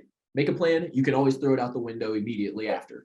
But a different person had always said, no matter what battle plan you make, it's going to change as soon as the first shot is fired.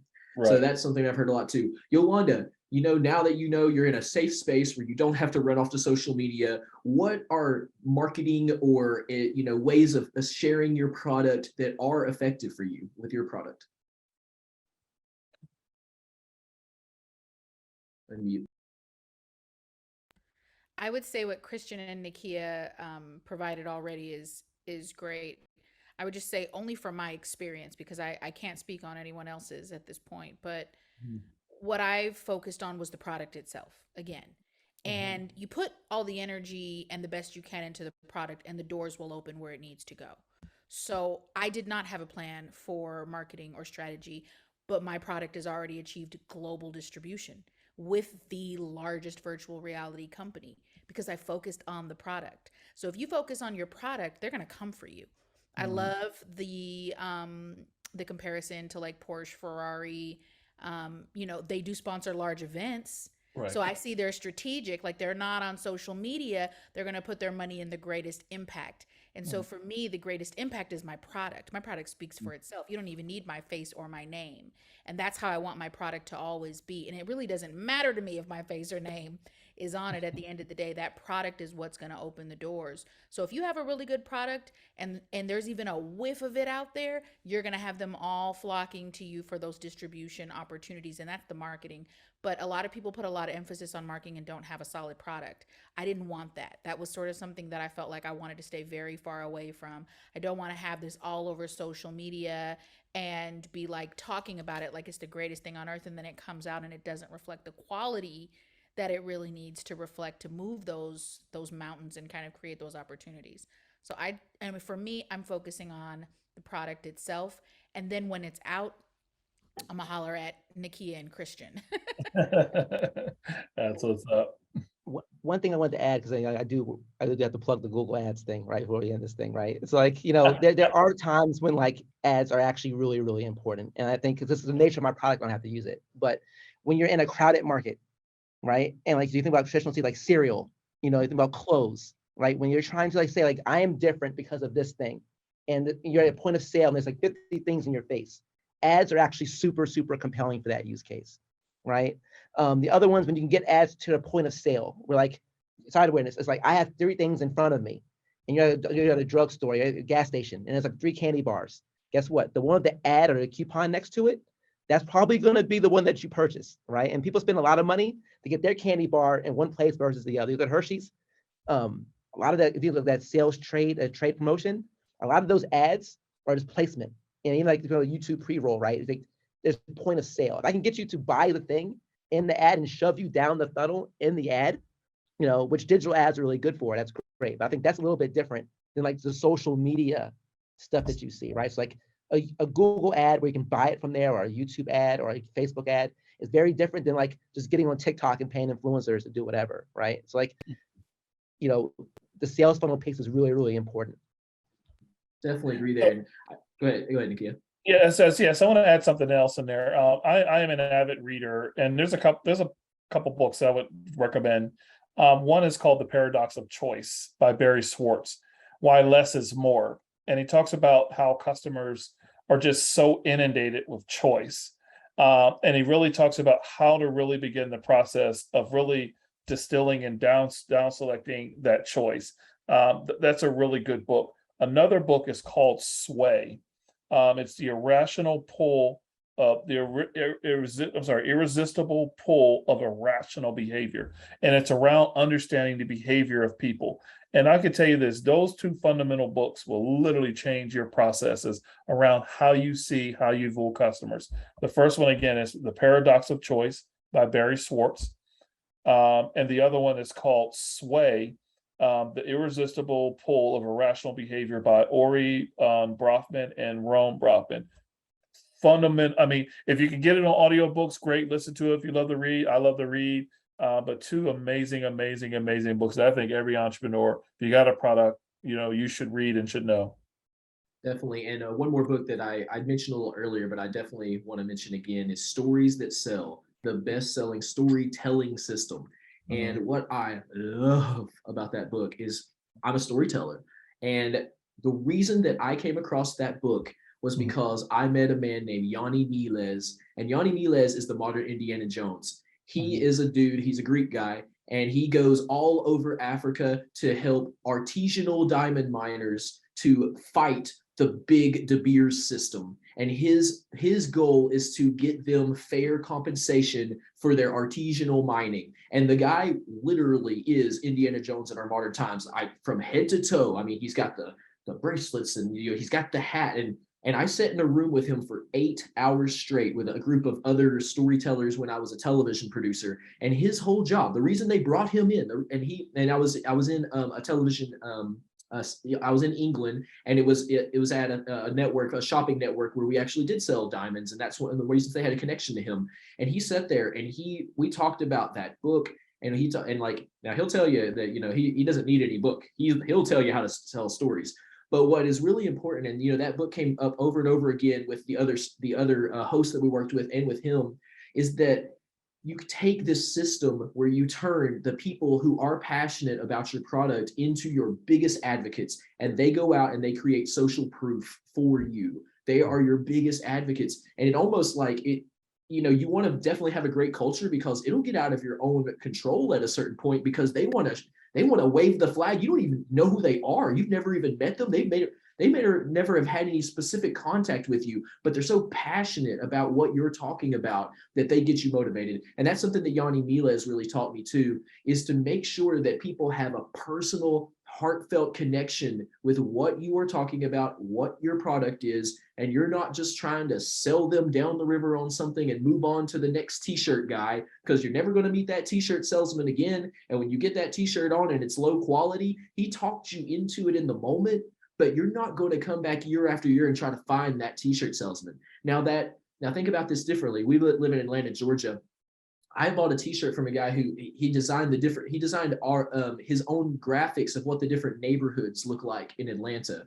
And then he printed it on a tri-blend shirt with a really nice screen print. And when I talked to him, he told me that he had based each one of those designs on photos that he personally took, and then he drew and made graphics out of them. And he told me the whole story about how he put it together. And I paid that man $25 per shirt, and I bought like 5 shirts. And every time I go back to the Inman Park Festival, I'm looking for that dude because I love what he's doing. And I like the shirt, but I want to support him and I want to support his brand. And when I wear that shirt and people tell me it's awesome, I want to tell that whole story. And I have to be careful about not getting into a huge story with other people about why I love the shirt so much, because it's just a cool shirt. But that storytelling aspect and being able to not sell your product, but give the background on why it's so important. It's something that I really, really, I think about a lot, and it's something that has really, really come to me, and it's come to me through lots of different mentors. So that's something that we're going to move to here. And I'll let Yolanda answer this one first, because when you're talking about, how far to do with marketing and lead generation, I think you have a lot of good experience to talk about this next subject. How do you select advisors? How do you select mentors? How, do you pursue a million different pitch contests? Do you target them very precisely? What is your methodology in that for finding advisors, mentors, and how much do you engage with the circuit of startups? There's a piece of me that wants to be really transparent and tell you guys, but you wouldn't believe me either way. I meditate. I know that that's not the proper business answer, but I really do believe in manifesting realities. And so I can feel someone's energy immediately when I meet them. I can tell when people are just talking for the sake of talking. I'm good at reading people. My family's from the islands. This goes back. This is an inherited gift from many generations. I can read someone, and I would say that I find my Shiras. So I will say personally, I go out and find my Shiras and what was the male version of that? I don't remember, but my heroes and my heroines. The point is that there are times I've reached out to people to mentor me, and they felt like, well, I was going to ask you the same thing, and I thought, whoa, that doesn't even make sense. But they felt, well, maybe my profile is better than I thought, right? But I mean, at the end of the day, you have to talk to people. You want to hear their lived experiences. I think one of my priceless tools is to listen. Listen, I'll ask questions all day. I want to hear what you're saying. I want to hear what you're saying beyond what you're saying, and really get a feel for whether you're speaking from experience, whether you're speaking for the sake of hearing yourself, whether you're speaking, based on what you're seeing or hearing.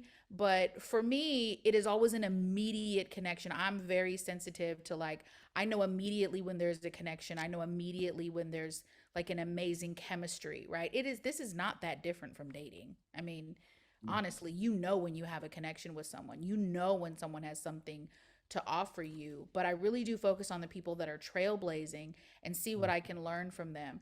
I think we don't need to reinvent the wheel. Humility is also realizing that people came before you and that there are footprints to follow. How can I enhance and optimize those footprints, right?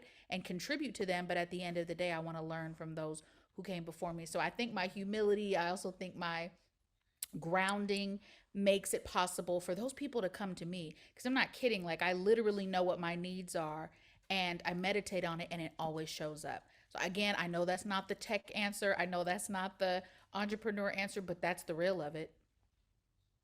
And I'm not afraid to talk to anybody. That honesty is, that's another thing I've learned. You can't be afraid to talk to anybody. Yeah, and if you're and I think we can all agree on this as entrepreneurs, my self-determination does not care about your resume, what you've done in the past, who you are. I want to walk up to you with my same passion and be like, you know what you should do? You should probably listen to what I'm saying. And not in those words, but in context of, listen, whoa, blah, blah, blah. I come in. And then later on, I'm like, oh my gosh, that was the CEO of this or that. And then I'm like, whoa, I just totally just did what I normally do without regard to some kind of implied cultural structures. Like, I'm not supposed to talk to this person. I'm not worthy of talking to this person. Never crosses my mind. Hey, JL, this is Ant. Yeah. Ant Mathis. What's up, buddy? I just want to. What's up, man? Hey, I've been listening to everyone. Yolanda, I appreciate that. Here just last week we had a Twitter Spaces call with a successful entrepreneur, and I asked the question about mental health, and what do they do to go about their day, how they start their day, how they end their day. And when you said, we may not believe you, I believe you, and I think you might be surprised. There's probably more people on the call who believe you as well. And I think that, as we're starting to, go into this we're navigating into blockchain. It's like something new, it's different. And like everything that's been said on this call is, it's very valuable. A lot of gems drop. We're learning a lot. And I've heard like the 9 to 5, the 5 to 9, Yeah. like it's a, you almost have to, it's a requirement. It's almost like, and I would like to say that it's like, if we look at like Kobe Bryant and LeBron James and Taraji P. Henson, they are really setting some platforms for us to like, it's okay to meditate, just to sit still and like you mentioned, just listen, and that's the reason why we have 2 ears and 1 mouth, is to listen more than we speak. And we have to sit still, and we got to realize that, one of my favorite lines from the movie Ray that Jamie Foxx played in is like, the keys are right there in front of us. We got to just play them. But a lot of times we don't know it unless we just sit still. So Yolanda, I can tell you right now, I meditate, and I wish that I could be like, I meditate, but I know I need to do it more often, because the more often I do it, the more balanced I am and the more successful that I am. And I will just add like 2 things that I think is important, because 2 of the women that I've wanted to mentor me the most have never responded to my email. So I want to prepare people for that. Not everyone's going to respond. Okay? Like, I'm just being real. Like, not everyone is going to respond. The other part of that is, it's not a reflection of you. So, don't let that define your journey. I'm speaking to myself, because both of these 2 women have never responded to me, and there's a piece of me that's like, you don't know what you're missing.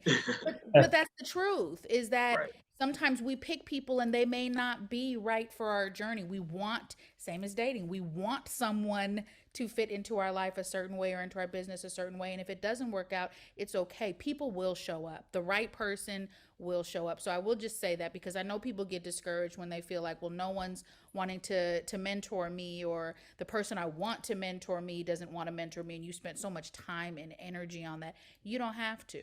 You don't have to do that. And you don't, much like I said before, you don't need their permission at all. Keep doing what you're doing, and the right people will show up. Yes, I appreciate you dropping that jewel. Thank you. Definitely. And I want to keep us on track. So Christian and Nakia, I'm going to ask the same question of you, but try to keep us, around 2 to 3 minutes if you can. How are you determining which advisors and mentors to look for and take on? And, any advice for people finding, advisors and mentors based on your own methodology?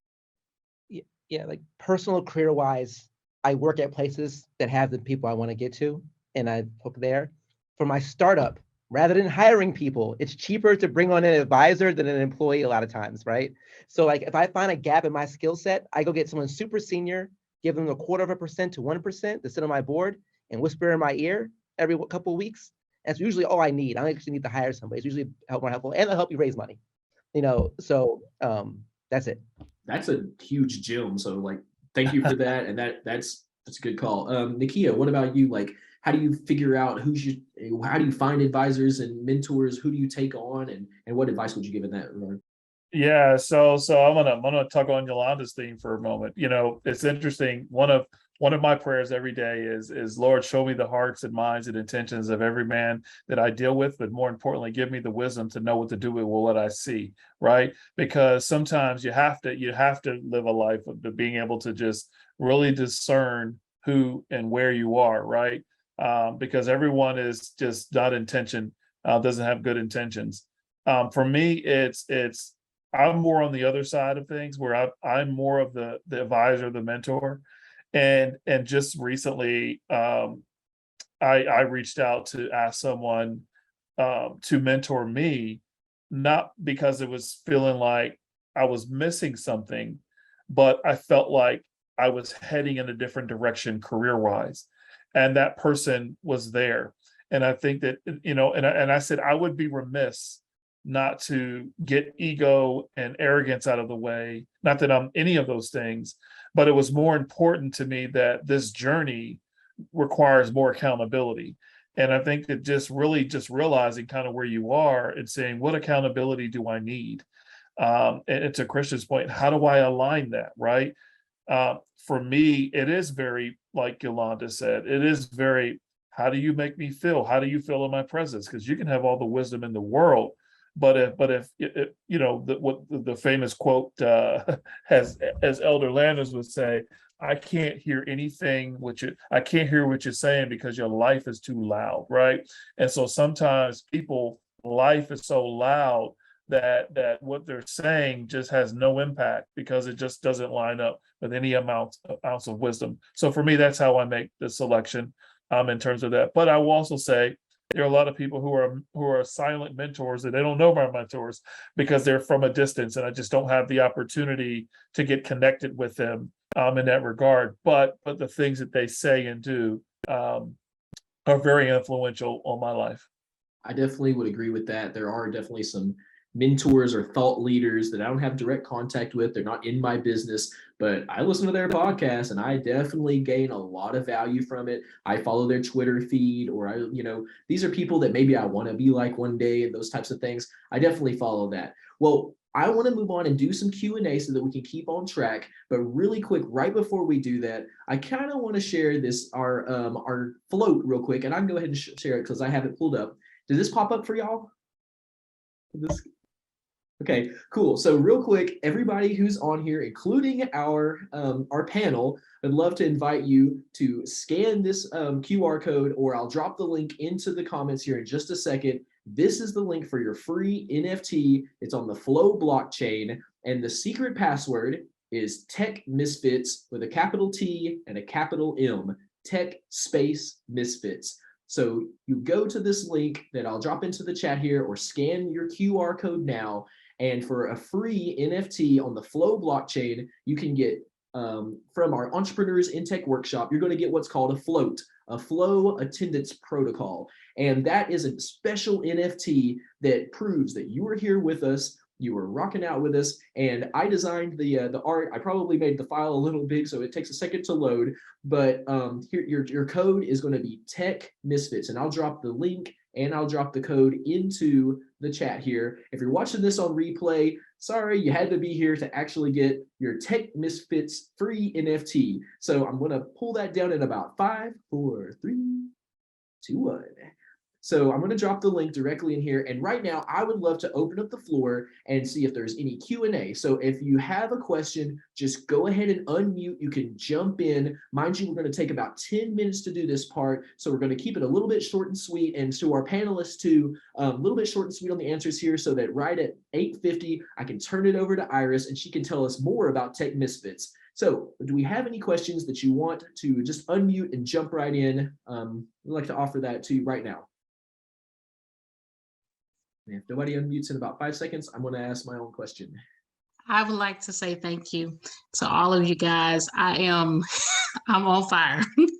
I'm mind blown, and I want to thank one of my coaches, Ms. Angela Silk, who referred me to this event. I'm in Atlanta, and I'm just like, where have I been? Where have I been? One of my questions was just if you all are open to mentorships directly for the tech side of things, is there a way to, I guess, contact, one of you? All of you are amazing. So any takers? I have a extreme journey, but nonetheless, as we all are I believe at the heart of the matter, trying to help people and move things along in this industry. And so not to have this grandma long story, I just want to thank y'all, and I'm definitely needing a mentor on this side of the road. Awesome. Yolanda, you want to start there, and we'll go through Christian and then Nakia real quick. We'll definitely get the contact information for all of our panelists after this. So we could probably just say that we will give that information to y'all. We'll give the information so y'all can reach out, and all of these are great people, and I'm sure in the time that they have available, and that's the one question we'll probably ask towards the end is, are you also mentoring yourself? So I'll actually ask that question right here at the end and let the Q&A keep going. So hold your response there, and then I'll ask about your role in mentoring other people here in just a moment. Anybody else want to jump in and ask a quick question? I had a question. Hello, everyone. Thank you again for the such insightful call. I am actually getting ready for a national pitch competition. So I just wanted to know if y'all had any tips for that, or any insights, or any do's or don'ts, or what you think is important about that. I also want to chime in that we had another question that's similar to that. Any thoughts on bootstrapping versus grants versus VC funding? So both of that to y'all, and we'll start Yolanda, Christian, Nakia.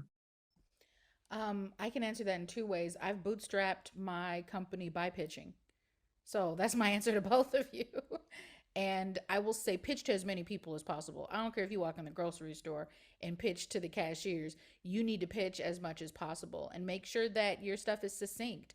You know, a lot of people spend too much time on the emotional connection to their business and the product, but you need to let people know what they need to know about why they should be investing in you. And that's a little bit of a different angle. So know your audience, right? If it's a community organization and you're pitching, absolutely talk about the social impact.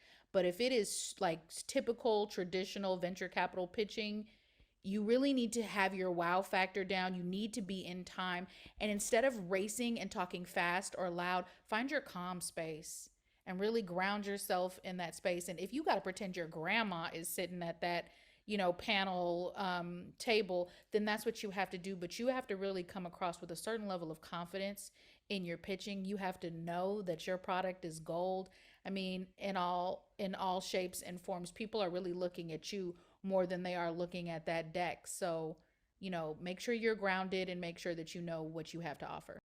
I'm just going to chime in real quick and say the pitch deck and I definitely agree here, should be more visual and less words, because people will try to read all those words and they're not going to listen to you talk. So I think that you should have very visual and very small amount of text as possible, because they're going to follow up with you later if they like what you said.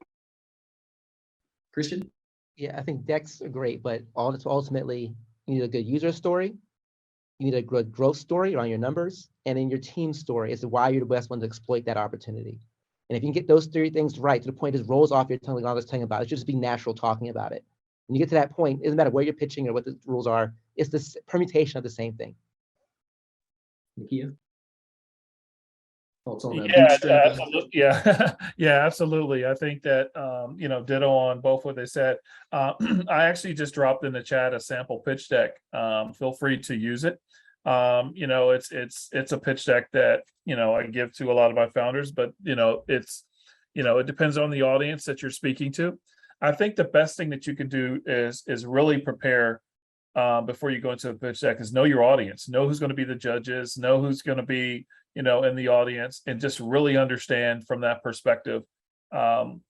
If you're talking to an audience or judges that are non-technical and you get in there and start getting all technical, you're going to lose them, right? And so just know your audience in terms of that. I'm a firm believer of just like Yolanda said, just relax, enjoy the moment, say what you have to say, really tell a story. People connect with that.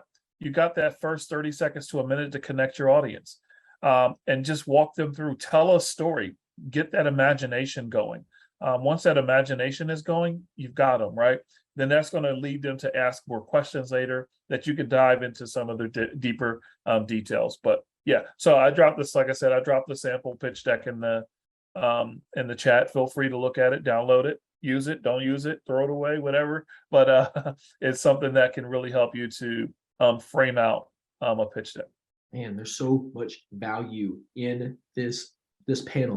My mind is blown. With that sample pitch deck, for anybody watching on the replay, we'll find a way to maybe publish this over to Google Slides or something so that you can get access to it too. We'll do our best at least.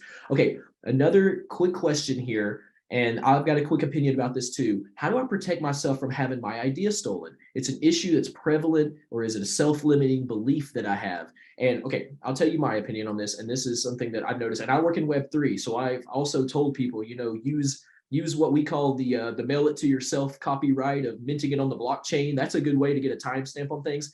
But I'll tell you this, and I've learned this over and over again. 90% of people who even you tell about your product are not uniquely qualified to do anything about it. And you are uniquely qualified to create a product no one else in this world can do. So you might be in a room full of idea people that are like, that's a good idea. And they may go and steal your Twitter handle. But look, 6 months later, it's still going to just be sitting there, or they're going to be trying to scream it out. Think about things we've learned tonight. They're going to be trying to scream it out across, all these other people, and they're going to have vaporware, as we call it, where it's not really there. And they may even be good at marketing and telling people about it, but you're uniquely qualified to do your product. So protect yourself in the traditional ways. And I'll let the other three, they may have very different opinions from me on this, but protect yourself in the ways that you legally should, if you can. But I also think that nobody can do what I can do, really. So it's always been very important for me, and I'll contrast this with things that I have in stealth mode, because I'm trying to get something off the piece of paper and into a real piece of product before I tell people about it.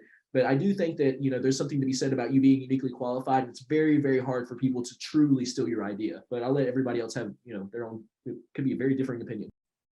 Yeah. My lawyer hat. Oh, We all feel something about this, don't we? I will say, Drew, I've been there and I've had my idea stolen. I had a professor steal my idea while I was doing my doctorate and teach a class on it. I had somebody that I reached out to be my mentor who 2 days after I went through my whole business model and idea, he posted on his website a new mission to preserve our it makes you afraid, doesn't it, to talk to anybody, to share any of your ideas. And then you're stuck in this space where you're like, who can I learn from? And what if they steal my idea? I want to learn from this person, but what if they steal my idea? And here's the thing. At some point, I really just came to the realization that nobody can be me better than me. And nobody's going to deliver what I can deliver better than me, period. And then the other part of that is, now that I'm walking and living in this space where I'm owning my journey, I am a founder of this tech company, I have an amazing product, I really can't think about that. I can't think about what someone is or isn't going to take. I have to stay steadfast on my journey. So you'll come to a place where, you really need to decide, are you asking people to mentor you? Are you asking them to buy in on your vision? Are you asking them to give you permission, you know what I mean, to do what you're trying to do? And you don't need everybody. So I'd say be strategic about who you talk to, and there is nothing wrong with having someone sign an NDA before you talk to them. And if they are a business owner, they should have even if they're not a business owner, no one should have a problem signing an NDA before you speak to them. I have a prototype. I don't put up my headset on anyone without them signing that piece of paper. That's just my 2 cents. yeah. So in terms of just like protecting IP, I just dropped in the chat, the USPTO office has a free IP assessment. And just great tools, because sometimes you're doing something that you think has IP that doesn't have any IP at all, right? And then there is a proprietary way, a process, the way you're doing something, and you should understand the rules of engagement around that. And the IP assessment can really help with some of those tools, and can really help you to unpack that. So that's what would be my first start in terms of just really protecting that process. It's really hard when we live in a world of open source code. And so there's a lot of things that's really hard to patent. I struggle with this with faculty when they're trying to, file patents on stuff, and they've already given like 20 lectures on it across the world. And so I'm like, no, stop talking about it, right? You want to protect this. So yeah, it's just always different ways. So my first advice would be doing a IP assessment, and really sit down with a patent attorney, and just really sit down with someone and just walk through every single element of your technology, your processes, your services, how they're deployed, or if you're working with someone, if you're co-creating something with someone, make sure that there is agreements in place for that co-creation. Because if you don't put agreements in place for that co-creation, it's not who has the idea first, is who first to file.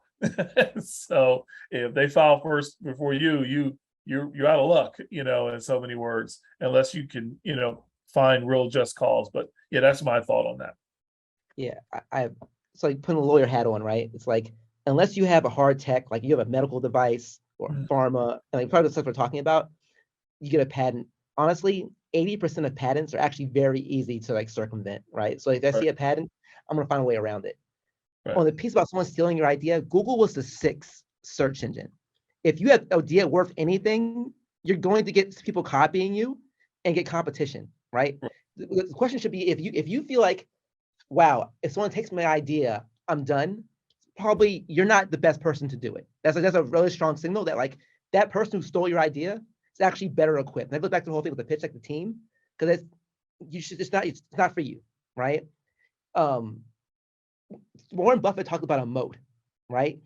It should be, I built this company, and because who I am, and the thing or the network that I've built, you just can't come into my backyard and eat my lunch. It's just not happening. And here's why. If you can't say that, then like you need to figure that piece. That's the working backwards piece. You need to figure that out before spending time and resources around it. So again, like you should welcome competition. Competition is validation.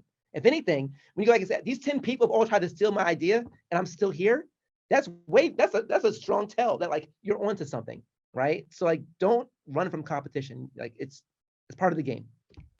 That's awesome. This has just been the best panel ever. And I'm gonna have the panelists respond in the comments, but up to this last question. But I want to turn it over to Iris so that she can talk and tell us more about Tech Misfits. So the question is, and I'd love for the panelists to respond in the comments. Are you mentoring anyone? Are you open to mentorship?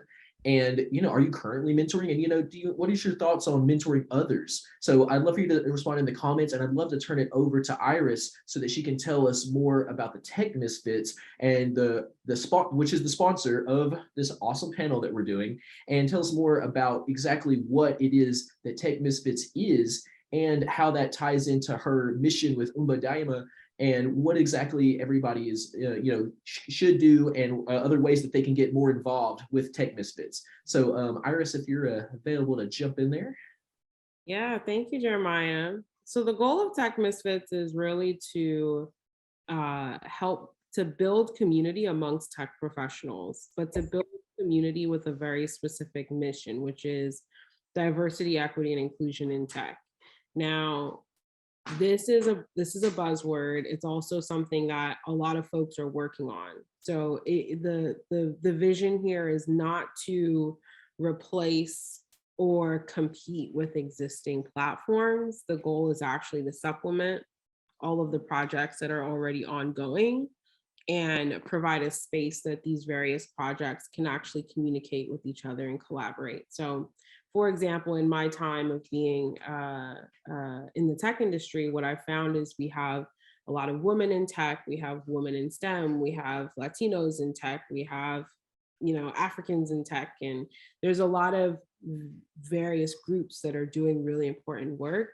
And so I've always just wondered, like, what's possible if we actually had a platform where all of these groups were communicating with each other and collaborating with each other, and sharing resources, sharing knowledge, sharing access and power, because ultimately the task of diversity, equity, and inclusion in tech is a really huge task. It's not simple, it's not straightforward. It's going to require ultimately a movement. And so we want to be a part of that glue that can help keep all of the different elements of the movement together.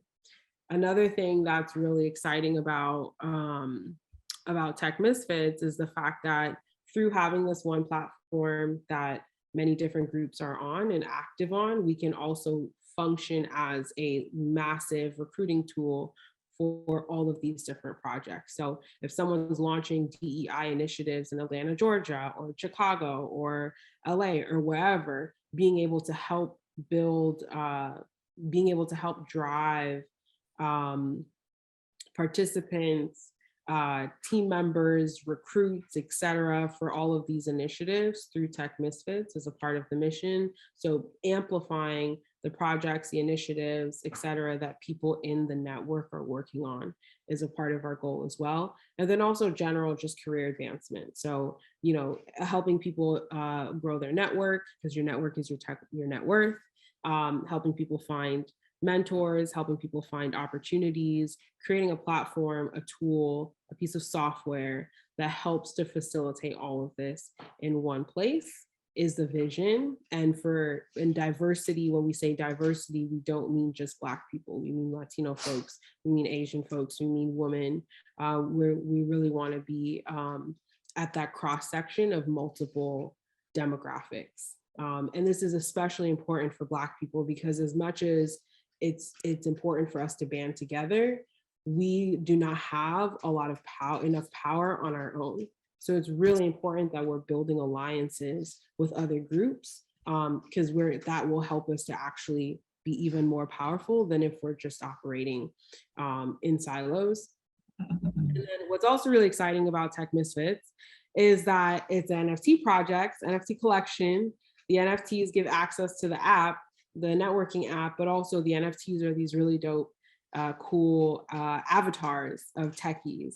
And all the collectors will get commercial rights over their avatars. So if you want to make merch off of it, or if you want to launch your own initiative, or if you want to brand it somehow, you have the freedom to do that and the freedom to monetize your NFT. So that's a general overview.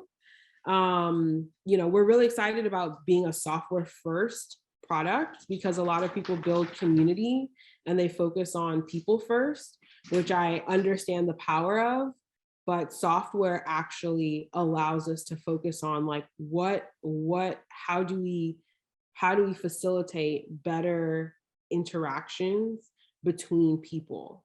And so that's where it's really exciting because, we can say, okay, we need a mentorship program.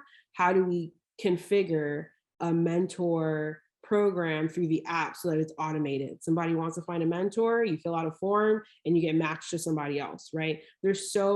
By being like technology first, it will allow us to actually build out features that deliver what our community needs in order to better connect, better collaborate, and better succeed. Absolutely. Iris, as we round out to this last moment, I just want to thank all of the mentors that we have talked about and to. I just want to thank our panelists, Nakia, Yolanda, and Christian. I want to thank everybody who's joined us.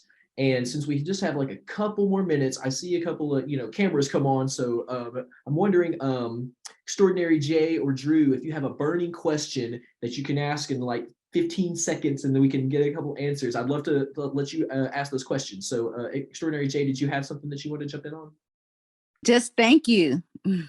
Absolutely. Drew? Yeah, thank you. I guess the only burning one is that I'm going back and forth between should I just suck it up, learn how to code and build my own product, or should I try to bootstrap and build the product that I have in mind? And then of course, protect myself like we talked about today. I'll just throw out real quick that sorry, go ahead, Iris. I'm sorry. I don't think it's worth learning how to code just to build your own product. Learning how to code it's a process. I did the switch. I was a teacher before I became an engineer. I went to a coding boot camp, and it actually takes many years to become proficient at coding. So what I would recommend learning enough to understand what it takes to build technology. There's multiple things that go into building technology. There's the design, the architecture, of the software. You also have like product management, right? Testing, features, understanding what users want or need, what problem you're solving. You have QA, you have testing, right? There's all of these different like elements in the software development process. I think it's actually more useful to understand that than to understand how to code, so that when you find a technical co-founder or when you find an agency or something to actually build the software, you can actually ask the right questions and understand the process that they're going through. But if you try and learn how to code, it's going to take you too long and you're not going to build something that's good enough anyways. And yes, someone just mentioned no code tools. We're actually building Tech Misfits through a no code tool called Flutter. And so it still requires a certain level of technical proficiency. It's like building a website on WordPress or Webflow. You still have to know how to use the tool. So you may still want to hire someone to do it, but they'll be able to do it much faster and much cheaper. And then you can always build a code-based tool later. Yeah, and I just wanted to mention that too. You can see by the flood of every person on the panel dropping links in here, we love no code tools. And the one that I would definitely suggest on blockchain, Third Web. Third Web, the night of the Ethereum Foundation merge, in an hour and a half, I drew art, generated a randomly mixed selection. It spits out the JSON file that you need. I created my contract. I uploaded my contract. I launched it 90 seconds before the merge. I deployed my contract and my front side minting site. So let's go. Now, when it comes to Web 2 tools for like managing your business contacts and everything, AppSumo is a website that you can go and for like between $50 and $100, you can go and it's all startups, by the way. So support a startup. Go over there. You've heard of MailChimp, right? Well, have you heard of SendFox? SendFox for like $59 gives you unlimited access forever to a tool that's just like MailChimp. So boom, solve that problem. You need social media automation, something that posts for you every day, something like HubSpot. Boom, they've got a tool over there for that. Tell me what you have a problem with and go to AppSumo and solve that problem. The only thing I suggest is shiny object syndrome. Don't buy a million products that you might one day need. Pull them off the shelf because you have a business case right then, and then you won't waste money buying a whole lot of products that, even lifetime subscriptions, $59 lifetime, that's an easy way to run up a $500 bill and have 5 products, only one of which you ever actually use. So what I'm saying is, how you see us in here, you can tell, we love low code, no code tools. So for anybody watching this on the replay, I'm about to copy paste this big list of links here too, and we'll do our best to get out a master list of some of the amazing tools that we talked about in here, including Third Web, Bubble, Rapid API, Zero QODE, like zero code, OneMint.io, Postman.com, Construct.net/en, like English. There's so much for game development. You can, I see what you're saying there too. Yeah. So yeah, and there's certain things that there's no easy solution around the side of. So Upwork, hire somebody. Fiverr with 2 R's. Fiverr is a great place to get somebody to make your flyer for you, to hire, if somebody can drop those links too. Fiverr and Upwork are a great place. And here's another thing you can do. And I think, Christian, we're gonna wrap up, and I know Christian could probably speak to this.